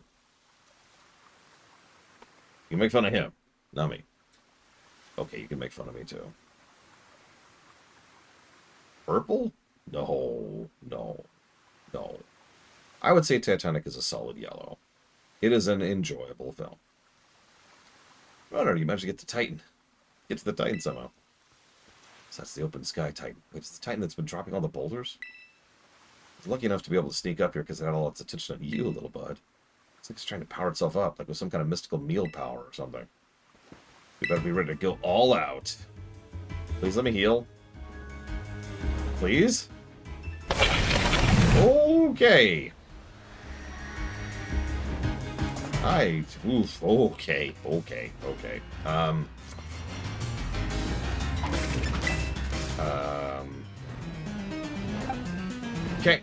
Giga. Come here. Gotta drop rocks on folks is dangerous. Let's give this thing a good taste of defeat.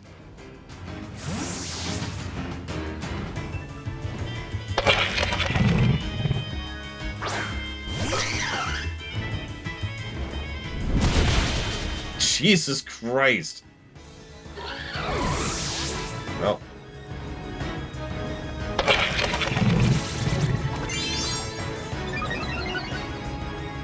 Billy Zane is unironically quite good in Titanic.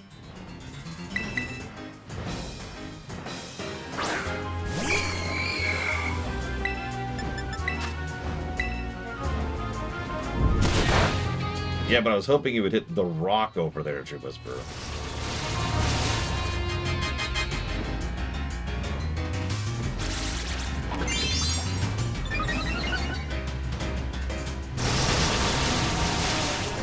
Enjoy that curse, by the way.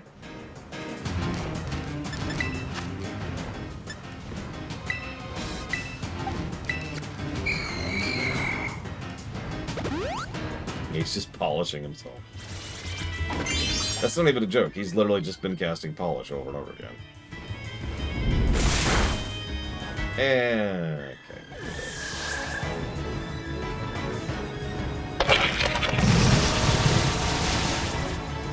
Join that curse.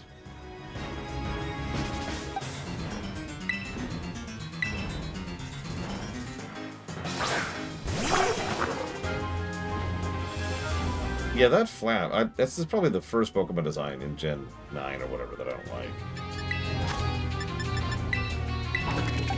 Now let's get Giga up. She took one for the team. Let's make sure she gets some experience from this. Sure, Lord Hermon. I would not mind knowing.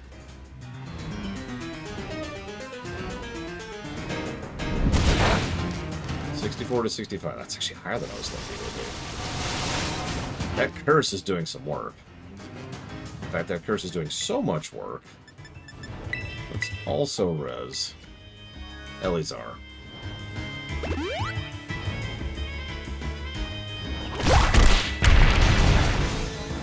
Make sure everyone gets experience from this one.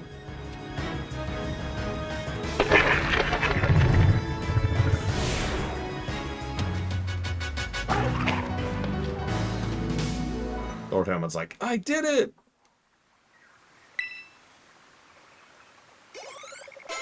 Oh yeah, look at that experience. Roar? What does roar do? Oh, no. I'm good. Leech Seed? Ooh, actually, you know what? Yes.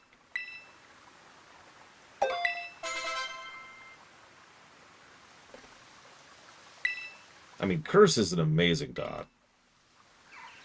We don't even have access to Toxic yet. If we had Curse and Toxic, it would just crush. Way to go, runner. Looks like we don't have to worry about any more boulders falling down on us now, huh?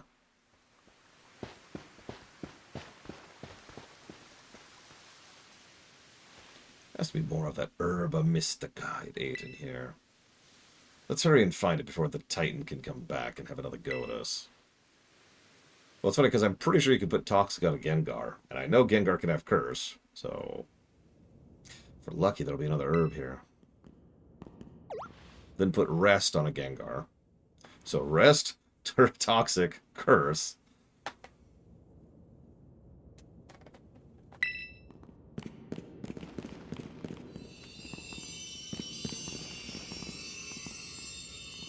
I don't know what the fourth move would be. Minimize, maybe? And double team.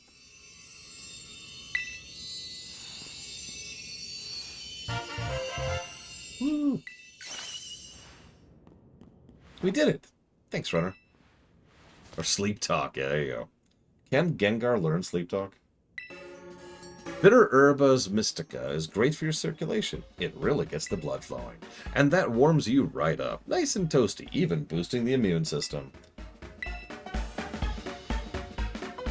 Oh, it also has leftovers, absolutely. I can just slip this into a tasty sandwich. Yes.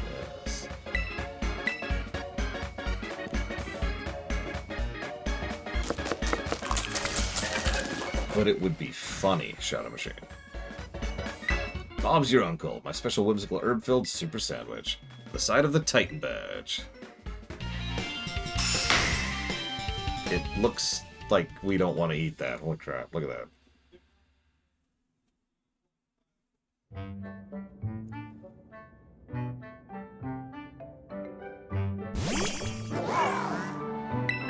Yes, you can have my sandwich. Here, have an HM sandwich.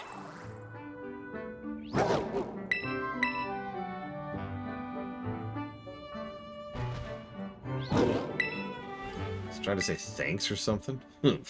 Good thing I made extra. You're helping me out a whole bunch with the hard stuff. It's only fair you get more. I definitely, absolutely did not make extra so that Miraidon could have a sandwich, okay?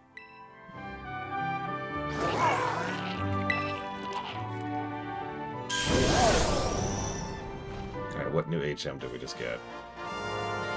Oh, Surf! Nice. Did it go stronger, though? Man, these Herba Mystica really do pack a punch, don't they? I mean, they better, else I'm really up the creek. Don't eat the other one. Don't be greedy. Don't you dare touch that. That isn't for you.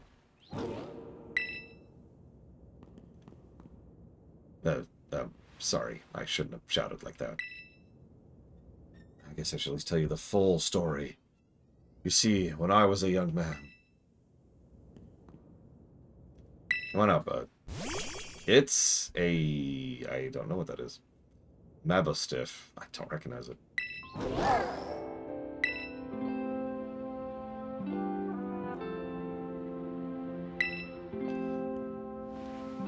A sandwich killed my mother.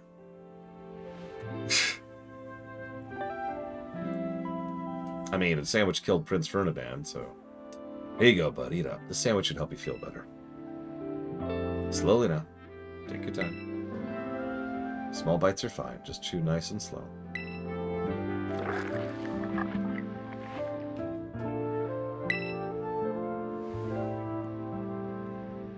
My buddy here was hurt pretty bad a while ago. Real bad, in fact. He never really recovered. Nothing seems to help. Potions, Poké Centers, nothing. Mabstiff here is the only thing in the world I care about. The only thing. So I promised I'd make him better, whatever it takes. I searched online, I read books, I looked all over and tried every cure and remedy I could find. Nothing really worked. I'd almost given up hope. That's when I found out about the herb... I almost said HMs, the Herba Mysticas. I found this book in my dad's lab. Area Zero was home to wondrous herbs that instantly impart vigor when eaten. There's an Eevee in there. And a Gibble. We dubbed them Herba Mystica and attempted to grow some in the area around Paldea. However, before we could harvest, the herbs were eaten by Pokemon, which in turn grew large and strong. We call these Titan Pokemon. It's this book full of crazy stories and legends and things, stuff nobody would usually believe. But I believe it. I think what it says is true. According to this book, eating all 5 can cure anything that ails you. Case in point, Mabstiff's paws were cold as ice before he ate the last herb, but now they're warmed. I'm sure they have. Are you done eating, bud?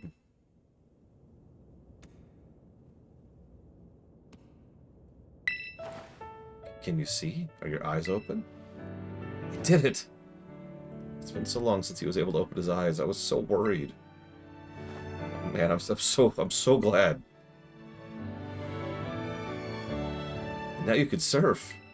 Oh, look at him. His fiery orange little eyes. Hard to even tell if they're open or not, but I know the difference. The power of these herbs is amazing. I knew the book wasn't lying. I'm going to bring Mabstiff's back to full health. I swear it. So, yeah, that's my story. 3 herbs to go. I will crush this entire world to find these herbs. Yeah, of course they chose a sick dog for the Pokemon in question. Hello, runner. This is Turo. Remember, I am still secretly evil. While riding upon it, it seems to...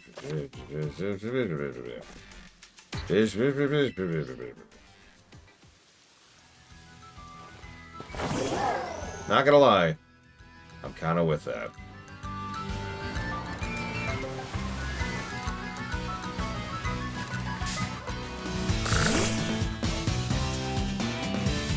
What in the world?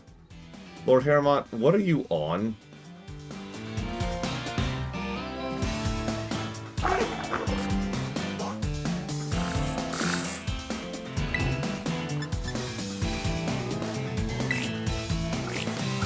Piece of crap.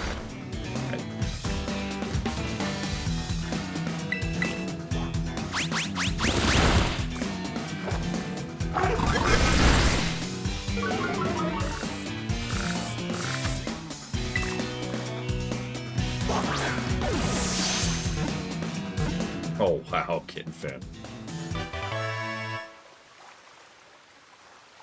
Now, I'm pretty sure Basculin's already done, right? Like, it doesn't turn into anything. It's the Thug of the River.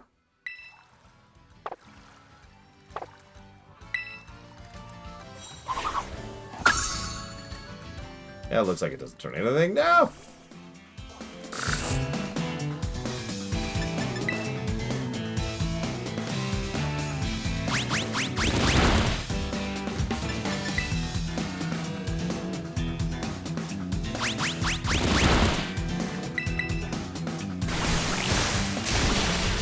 Okay, please don't kill my Lord Harrowmont, because I accidentally ran into you.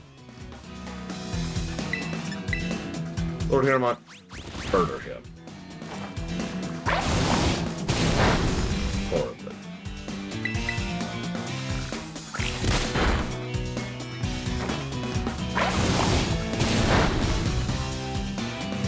And then eat him when you're done. Commit violence upon him, so that Zara will be satisfied.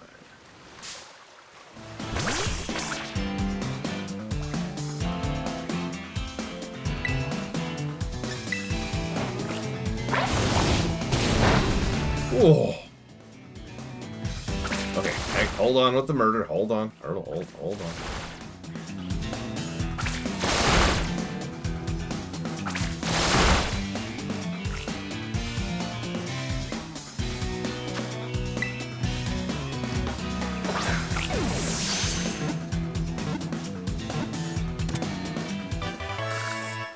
Arrokuda have any evolutions?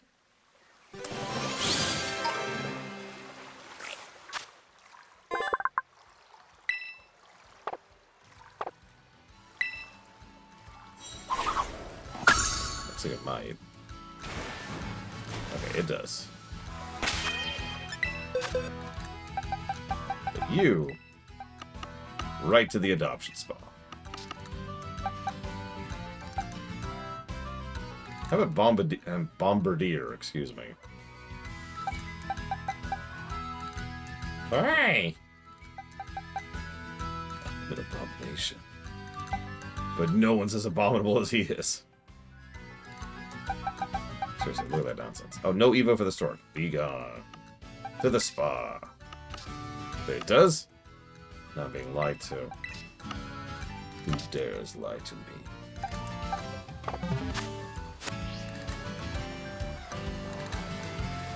One of those. Oh, okay, that's the little electricity dudes. Anything else here? Oh god, it totally does, Uthor. Oh, Arrokuda does. Okay, okay. Excellent.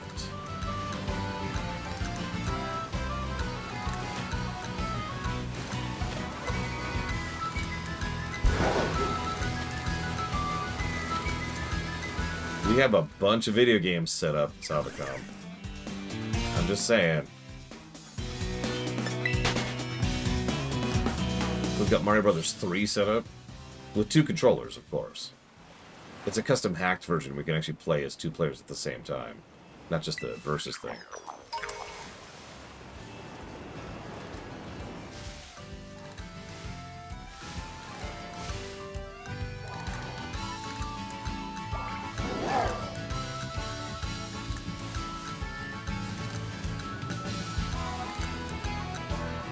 We absolutely have Galaxian. Don't mind the shotgun. It's there to keep people out of the spa.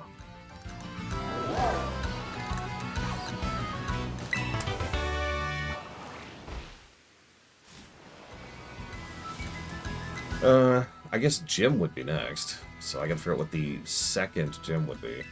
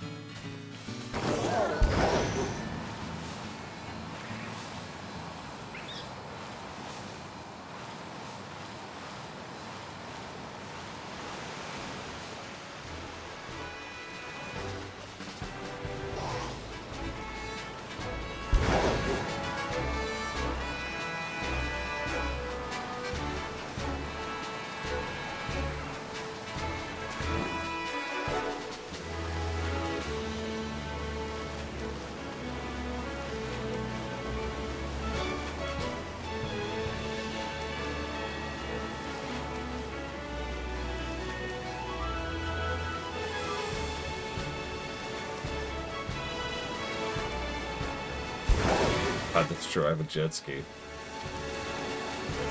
Nothing really out here so far. Just a bunch of Magikarp and Wingulls. What was that?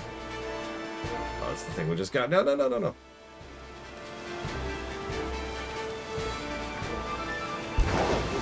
I will honestly be shocked if there's anything really interesting. Whoop! What the heck is that? Oh, it's one of the little dudes again.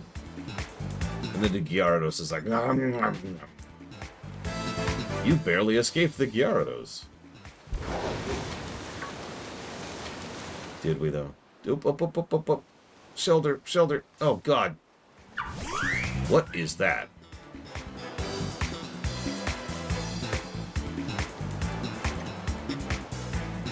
Okay. Well, it's evil because it's dolphin.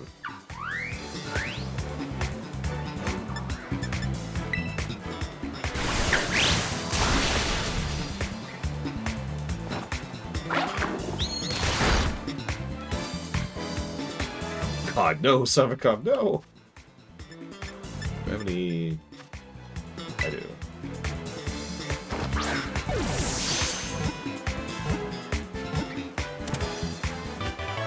So it's the Finizen's gimmick. And does it have an evolution? It evolves when leveled up while playing with friends. Interesting.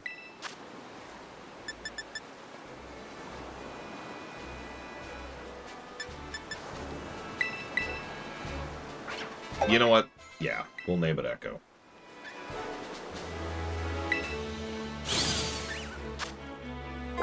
Its water ring is made from seawater mixed with a sticky fluid that it secretes from its blowhole. Gross.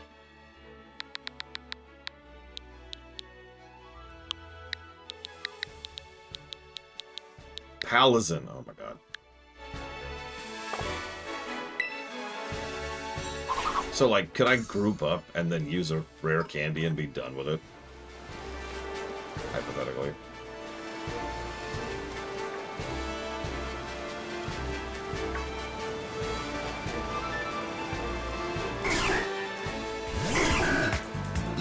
Cool fish. Meanwhile, Lord Harrimon's like, why do you keep sending me out to these fights?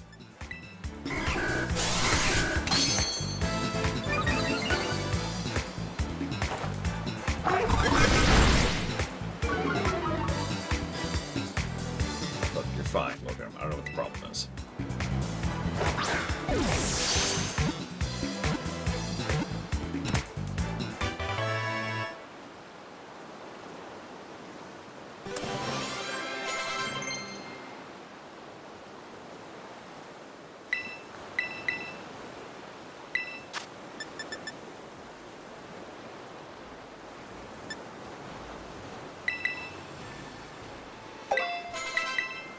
It's just 8 more levels.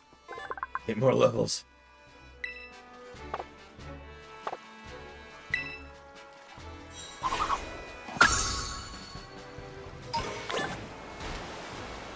Of course they are, Uthor.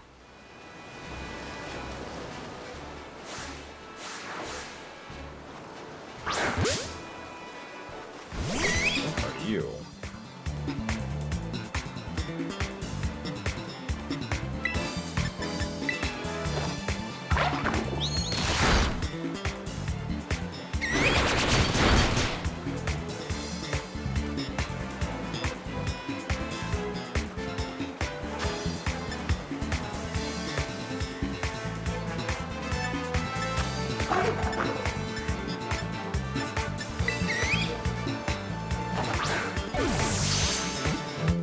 I'll debate a character positive, but I'm not going to debate a secondary positive.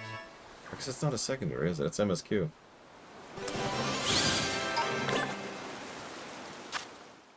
Yep, Electric Flyer. You were right.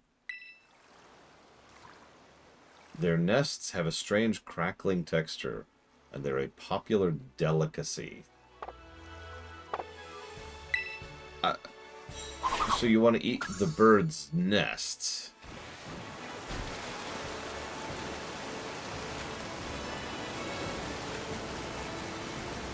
I just want to make sure we're on the same... Oh, good. Hey, look, it's me!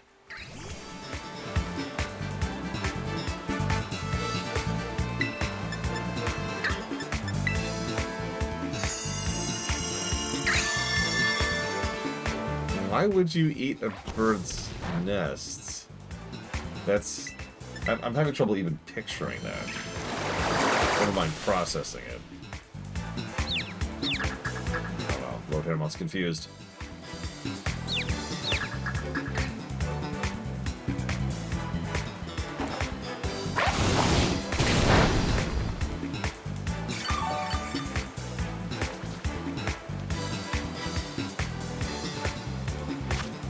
Okay.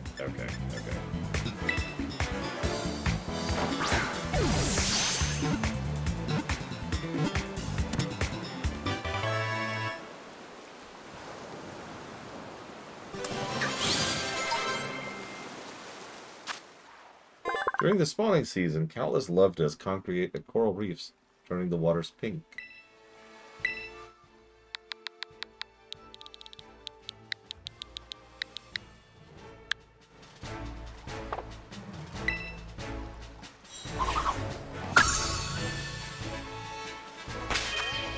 I'm pretty sure that has no evolution, so I'm just gonna immediately. There we go. I don't want to know what that is, do I, Thor?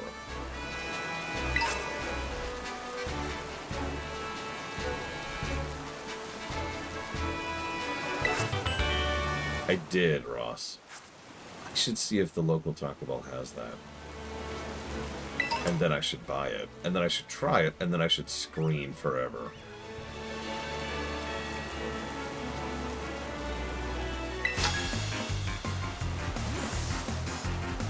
Is there a woman named Miriam working at your school? She and I once worked together. Is that where you're standing out on this spit of land out here? By yourself? I should not be doing this fight with Lord Garamond while it's raining. Oh my god. Okay, hold on. Let's just... Hold up. Is Ron do good in the States? No. Although I do unironically like Code Red.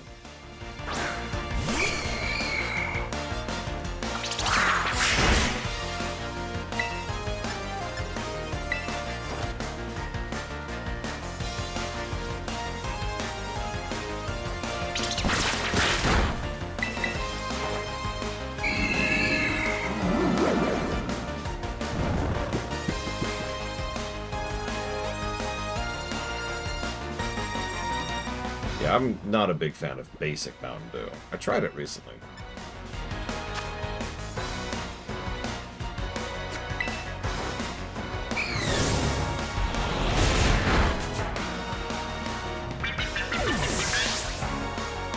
Good morning, Blue Wind.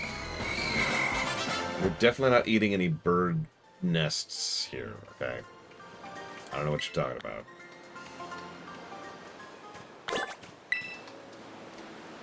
Miriam and I used to work at the Poké Center once upon a time. Of course, we've gone down our own paths, but I'm glad to hear she's still doing her best.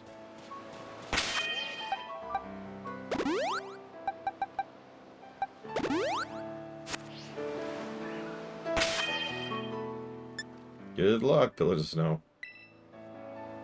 Wait, the State of Play is already over? This is why I don't watch the State of Play. If I can just be blunt. They're just such nothing burgers. There's nothing there, right? Night Rain DLC, which actually I'd already heard about. You know how much I care about that.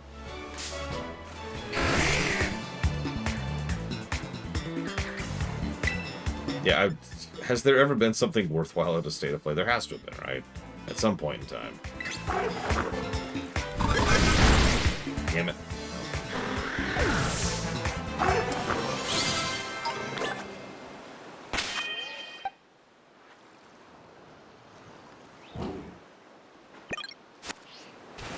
Yeah, Nintendo Directs vary in quality, but there's usually at least one thing that's worth a damn, right?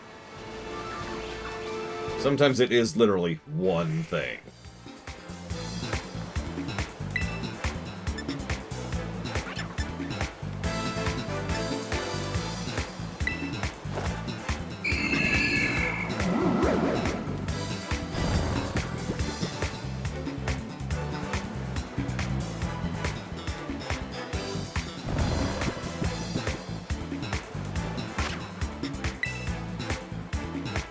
Yeah, like at the last Nintendo Direct, which we watched live, I think Pocopia was the only thing that caught my attention. Like, even the Prime 4 thing was like, yeah, huh? You got anything else? Wait, who's getting Hex? Oh, Shuppet. Oh, yes, yes. Grab that. Oh yeah, Fire Emblem. That was another one. A sequel.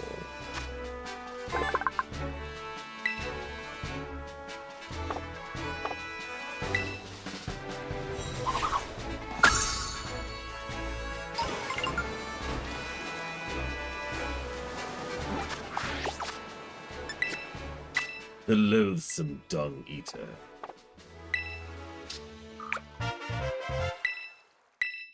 up to 100 catches. My god. We're up to a... How big is the Pokedex in this? Like, how many catches are there? I know I'm nowhere, but I'm curious how nowhere I am. 400. We are a quarter of the way through the Pokedex.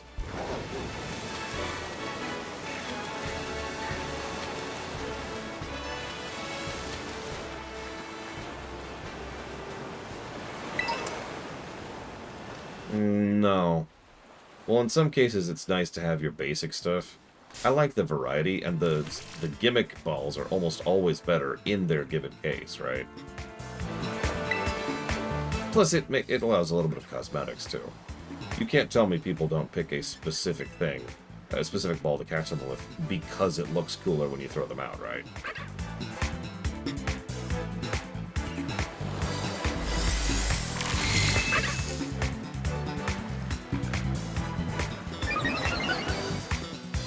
Quick balls are amazing. As soon as I gain the ability to buy quick balls, this is going to change a little bit for me.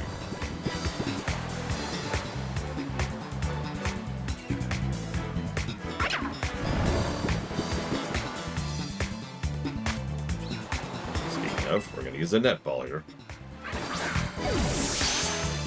Because it's asleep, and it's a water type. Boop.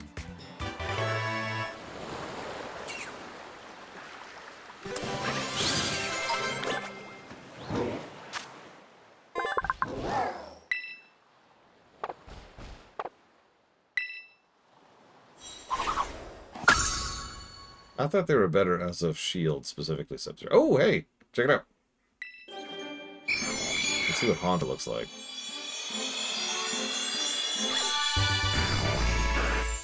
That's pretty cool, actually. I'm with it. In total darkness, where nothing is visible, Haunter lurks, silently stalking its next victim.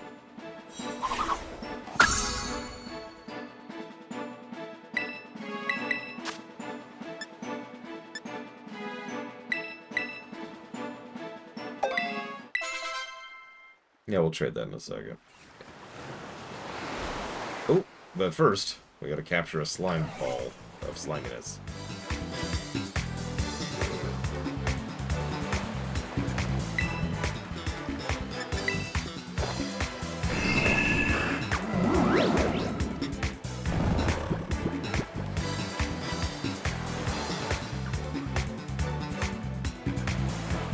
I'd like to make fun of Shellos, but Shellos was one of my tanks back in Gen 4.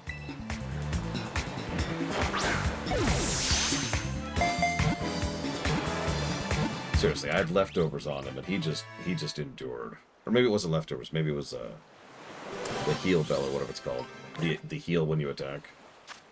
But he just lived through everything.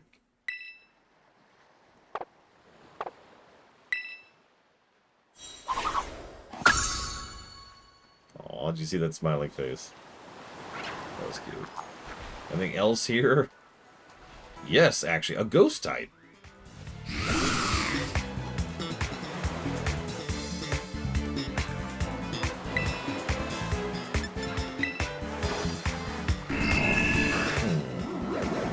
Well, I don't know if we're going to use one, but if anybody wants to be the Sand Castle Pokemon,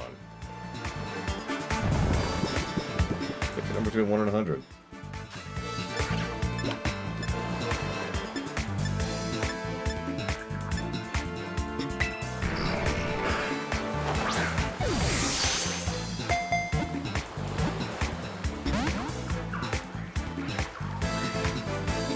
Yeah, as long as you don't have a party Pokemon, you're eligible.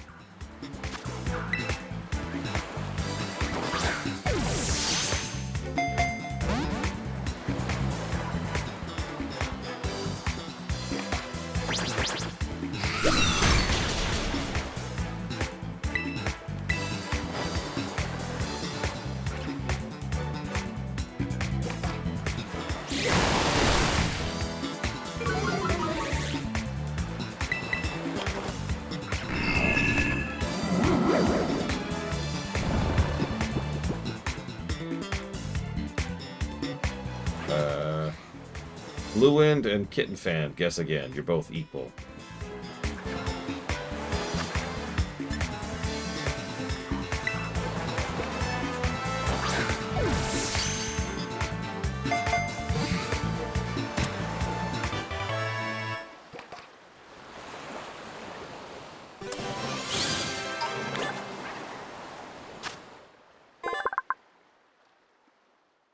It flings sand into the eyes of its prey and tries to close in on them while they're blinded, but since Sandygast is so slow, the prey tends to escape. And it's going to Blue End.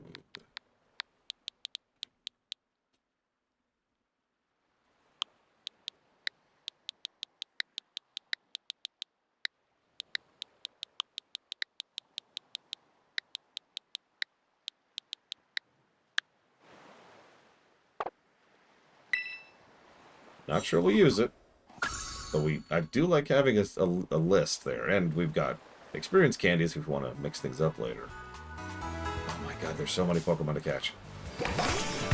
Best beach shore environment I've seen in the game that isn't World of Warcraft.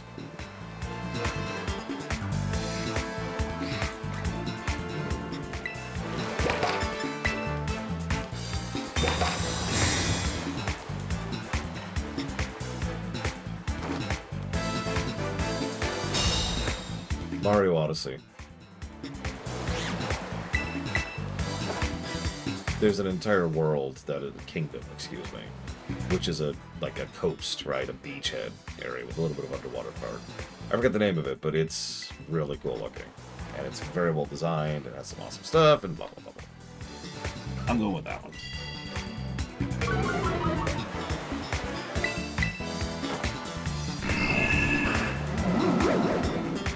Oh, that might be WoW. Beat WoW, actually.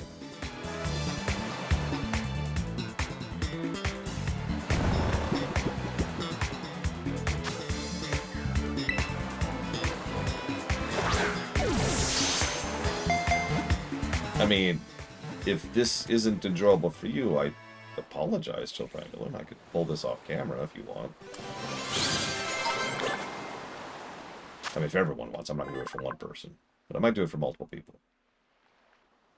The pinchers are popular dish ingredients in paella since their shells produce a tasty soup stock. Okay, then. See you around, Luke.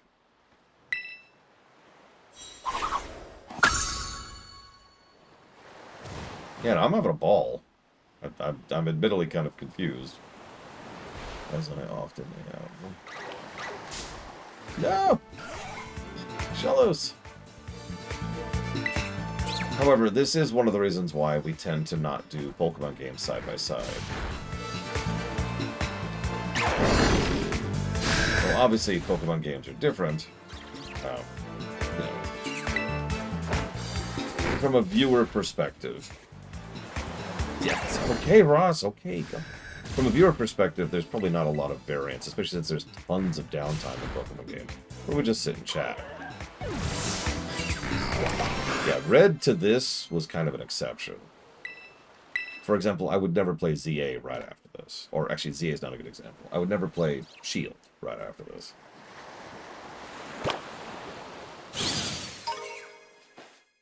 Oh, oh, oh. Evo is evolving.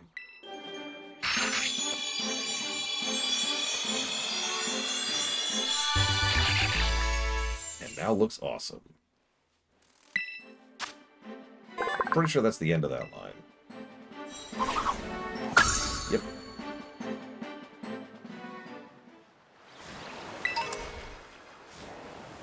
Now let's scooch back. Oh my god, a Slowpoke. We don't have a Slowpoke.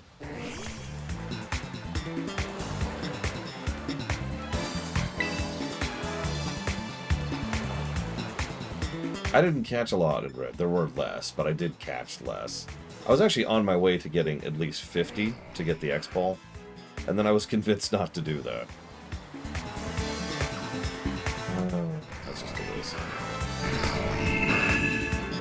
Yep, time to send Evo to the spa. She's earned it. Her poor hand after drawing Ardablo. It's never recovered.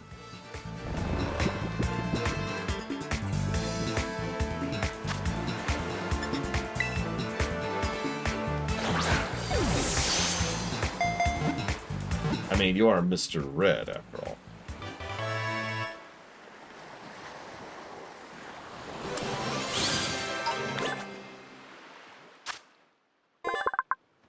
It's always vacantly lost in thought, but no one knows what it's thinking about.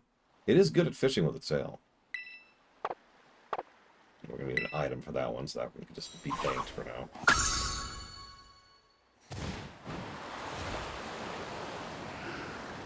think that's everything around here. Let's go ahead and heal.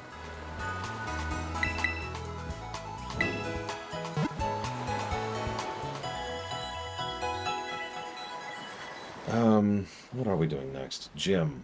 Right, we're doing a gym next. We need 2 slowpokes. Really?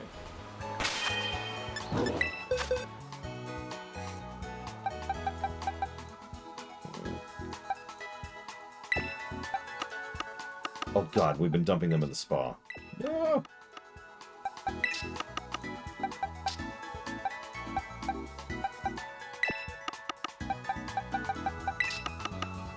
You can't go to the spa yet.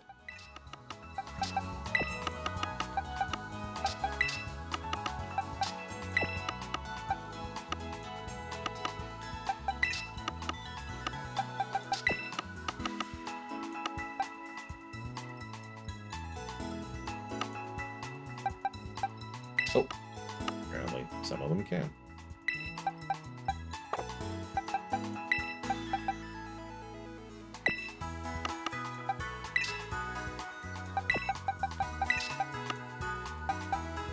How about Seviper? Because I don't remember if that one evolves. I know Vespiquen doesn't.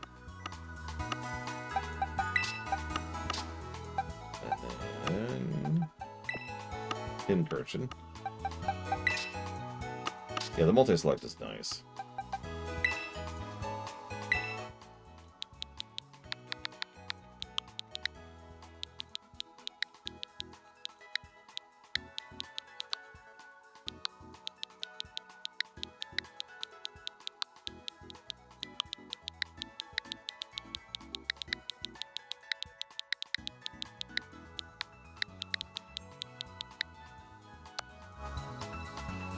Wait, what? No! No! Evo! You missed it. You missed it. Hang on.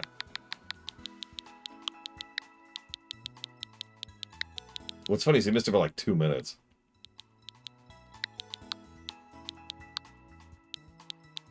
Really, Huthor?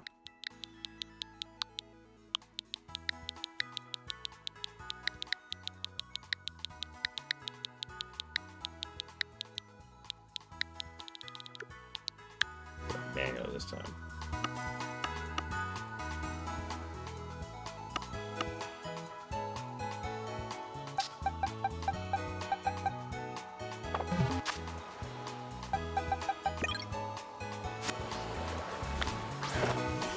There you are. See? See? There you are. It's kind of hanging out. Fluttering around like you do.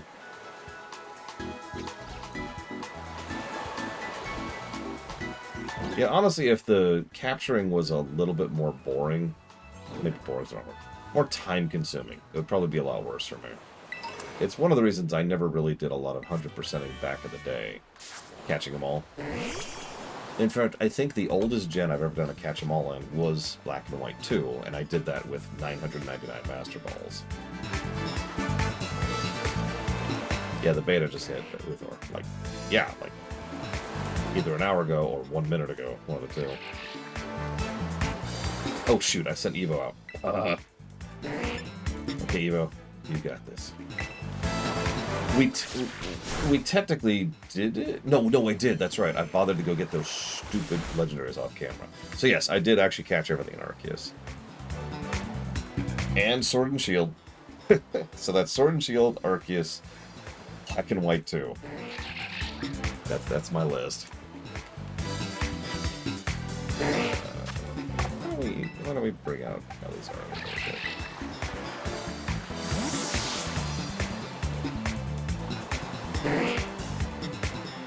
So let's see this title screen over here. Oh, that's interesting looking.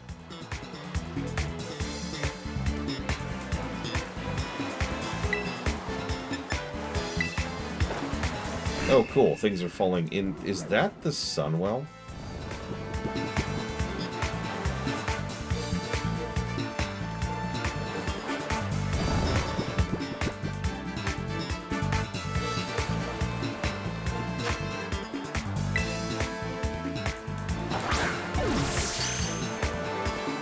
should say, was that the Sunwell? Nice, great. Second Slowpoke. I don't know why we need a second one, but we got a second one now.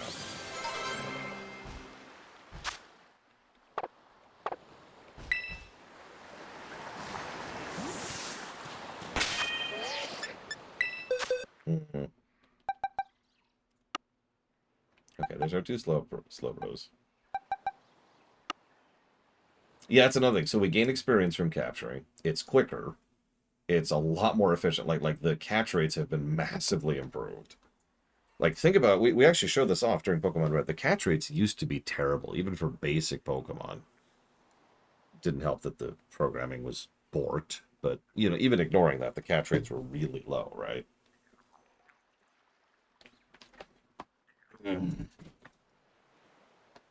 So, all three of those make capturing nowadays a lot less of a thing. So Viper, welcome to the spa. See, anybody else who doesn't evolve? Let me do a glance check here. There's some of these I don't know about, but...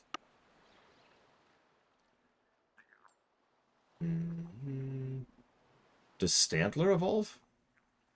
Well, I'm staring at it.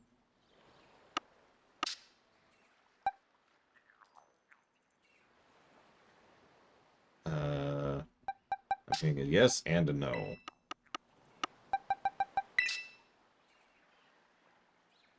Ah, only an Arceus. That's all I needed here. Get out of here. Into the spa. Into the spa.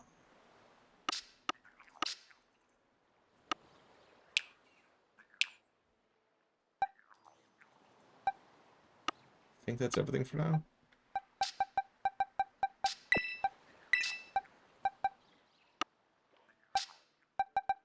Okay.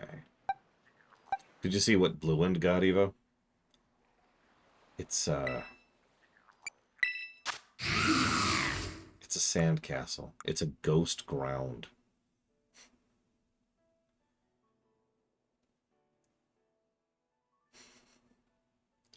In case you can't tell, that's a shovel stuck in its head. You're right, we haven't done a picnic yet. I need to do a picnic. So... That's why he's making that face. Oh, get it out! Get it out! No, he's fine. He's fine. He's fine. Just do a glance, see if there's anything I'm missing around here. Get on the radar.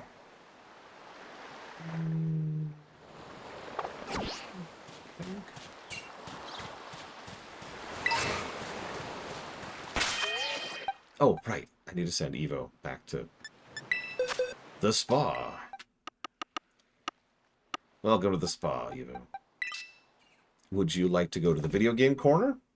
We have a place where you can draw. It's like a little creative area, right? So you can like draw, sculpt. We've got basket weaving. We've got lathing, you know, if you want to work with wood.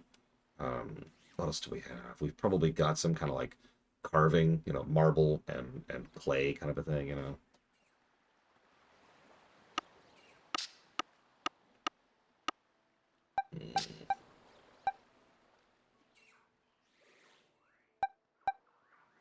Well, you know what?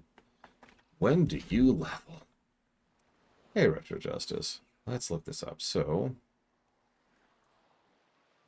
Mankey's at 28. Oh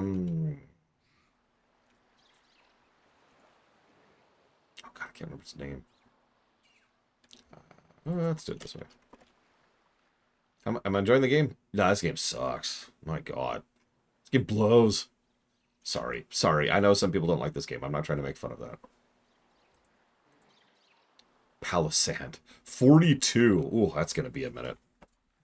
But everyone else here requires like an item. Like they require 999 items.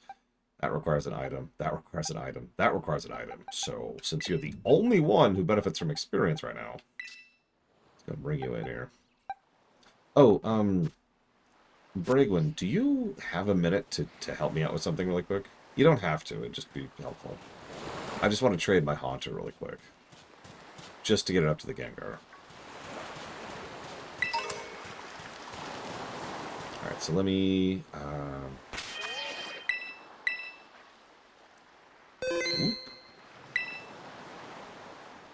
We did a Titan, which I need to give a positive for.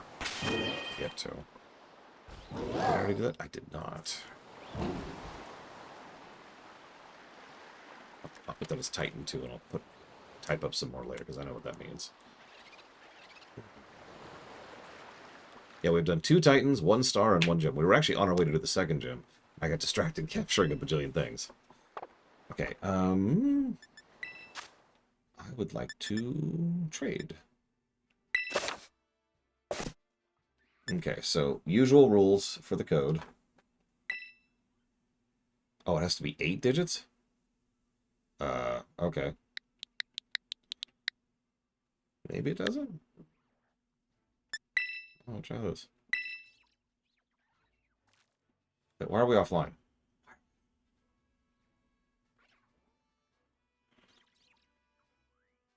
Yeah, hang on. Let's go online.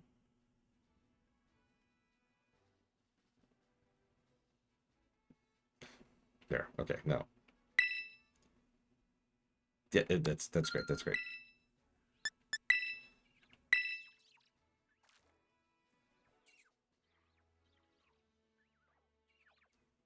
How's the story so far? Better than I was expecting. It's nothing blowing me out of the water, but I'm liking it more than I thought I would. Even though I've already guessed, like, everything. At least I think I have. So here's Elizar.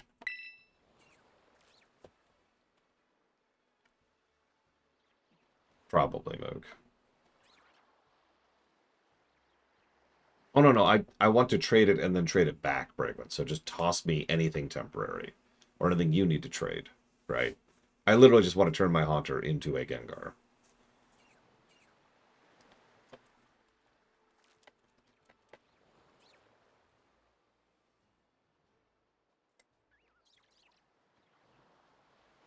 The ending is road killing. What? Always knew. You can tell it's cold. I actually close my windows.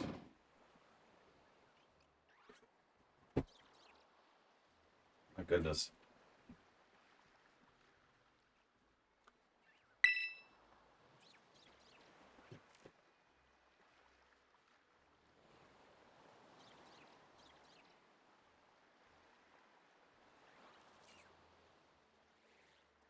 Don't turn off your Switch. Why not?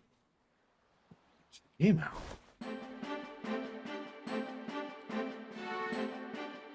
Goodbye, Elizar.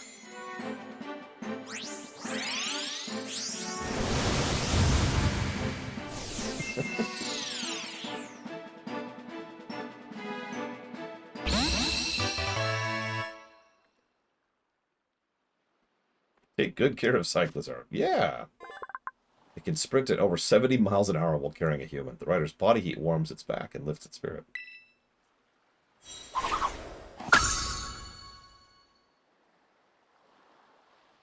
I would like to trade. Cyclizar, right back.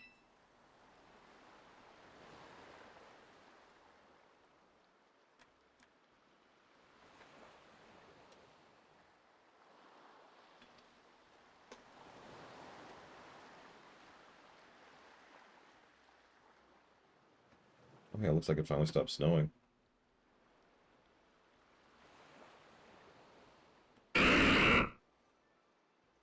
Yes.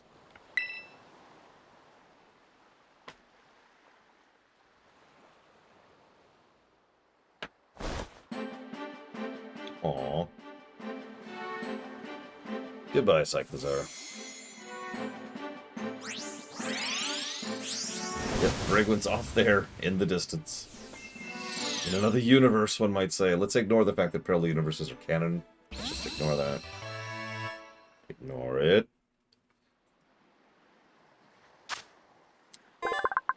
Hiding in people's shadows at night, it absorbs their heat.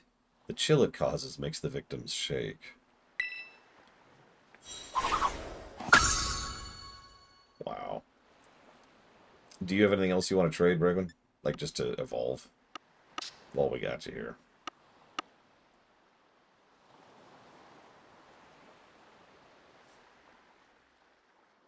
And yeah, okay, cool. Thank you. Yeah, I'm probably going to dump Elizar immediately into the spa. I've got so many other options.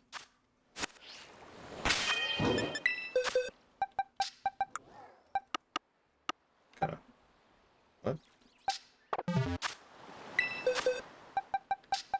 There we go. Gotta put him at the top so I can find him in case I need him back. So who do I want to work on instead?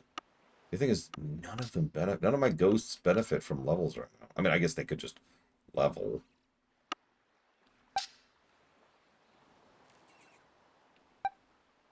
You know, just the old-fashioned way.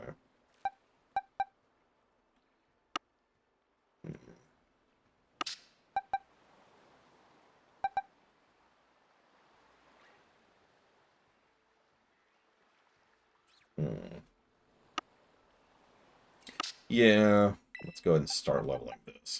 Get some experience under its belt.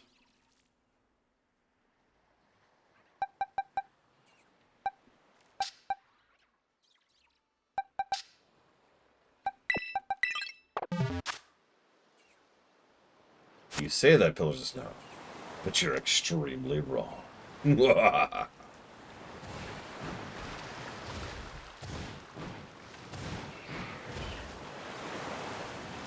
I don't think so.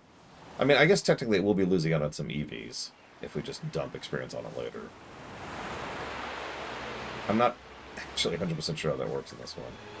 I'm also not sure if there's any EV training like there was back in, I think it was Sword and Shield added EV training.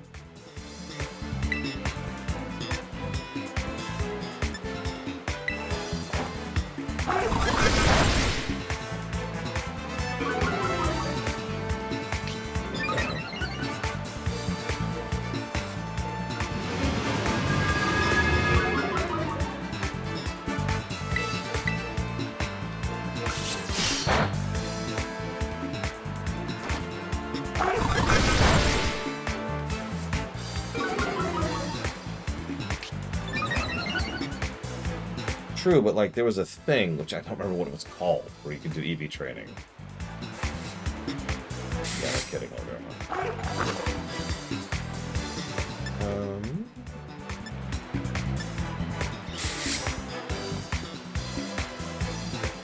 I think it was hyper training. I was looking at my document earlier.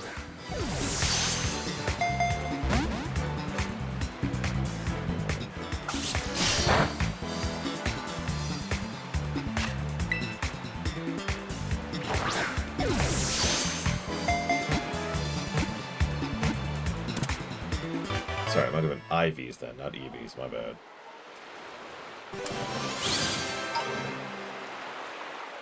I remember because I gave it its own positive, because it was nice finally putting that into a place that wasn't terrible, because IV training has always kind of sucked.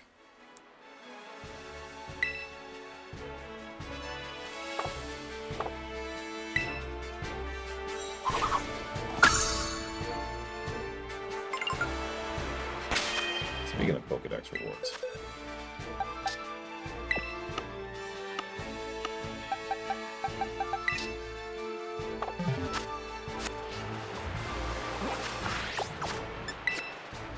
But how, Blue? How? Is it by getting experience candy? Ooh, quick balls. Our first quick balls will be at 120.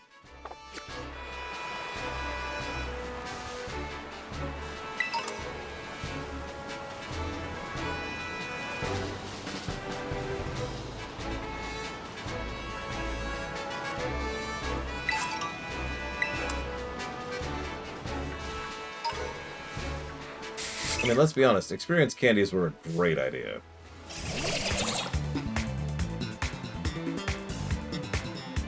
Like, for real. Yeah, let's go ahead and move to Gym 2, I think. Which we're gonna just absolutely run over. After I catch this.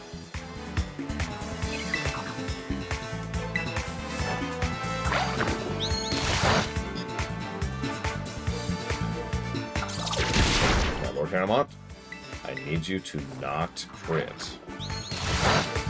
Okay.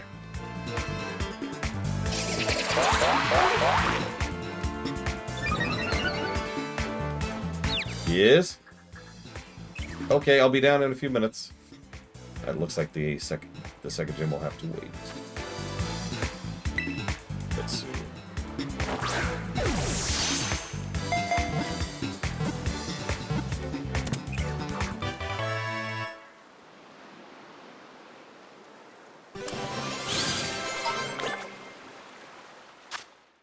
For min-maxing, yes, Von Falkenstein. But for normal stuff? It really fights fairly, but that is strictly to ensure survival. It is popular as a mascot.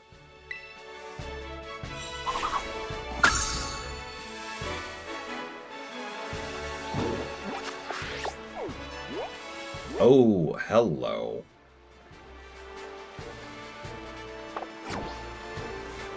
Hold up. Hold up.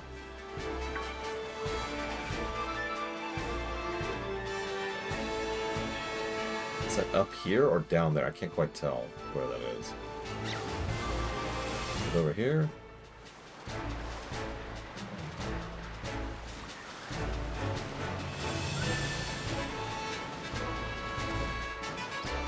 I mean, a ghost dragon being in the marsh makes sense, right? No, wait, I didn't mean it. Okay, whatever.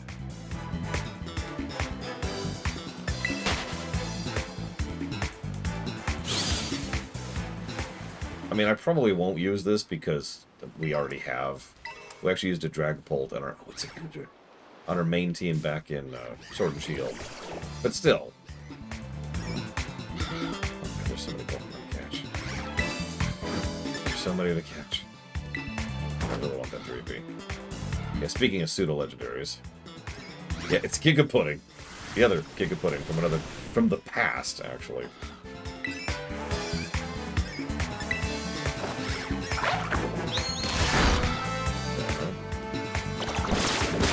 It wasn't actually a challenge. We didn't do a challenge for Shield because I'm an idiot. I should have.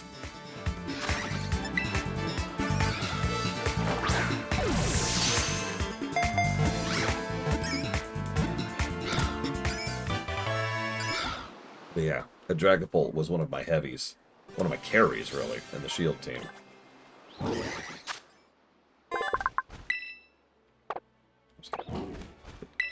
Move me away over there.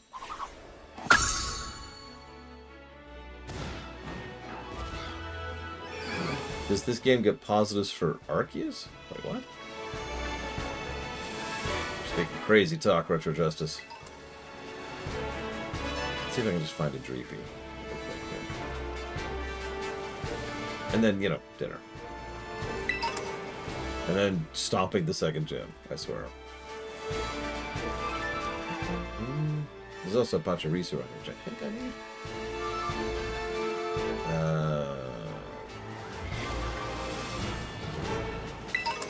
Where? I completely missed it. Where? There it is. Right? Yep, there it is. I think it's tiny. Which makes sense since they're basically bullets. I don't have any fastballs yet. This is a dumb idea, but I'm just gonna go for it. Yeah. Okay.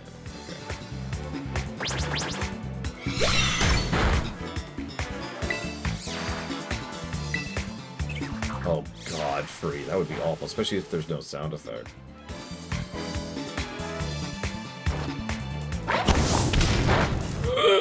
Don't let it on fire! Don't let it on fire! Okay, didn't let it on fire. Oh my God. Okay.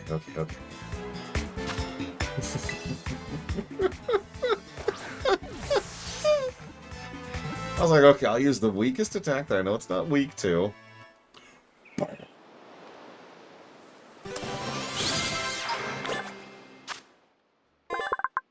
Has a habit of biting at Clauncher even though it doesn't feed on them. It's said to be vestigial behavior from when Dreepy was alive. Okay. Well, now we have another potential ghost type, if we need it. Again, I don't mind bouncing around a bit. But for now, lunch. Or dinner, I guess. I'll be back.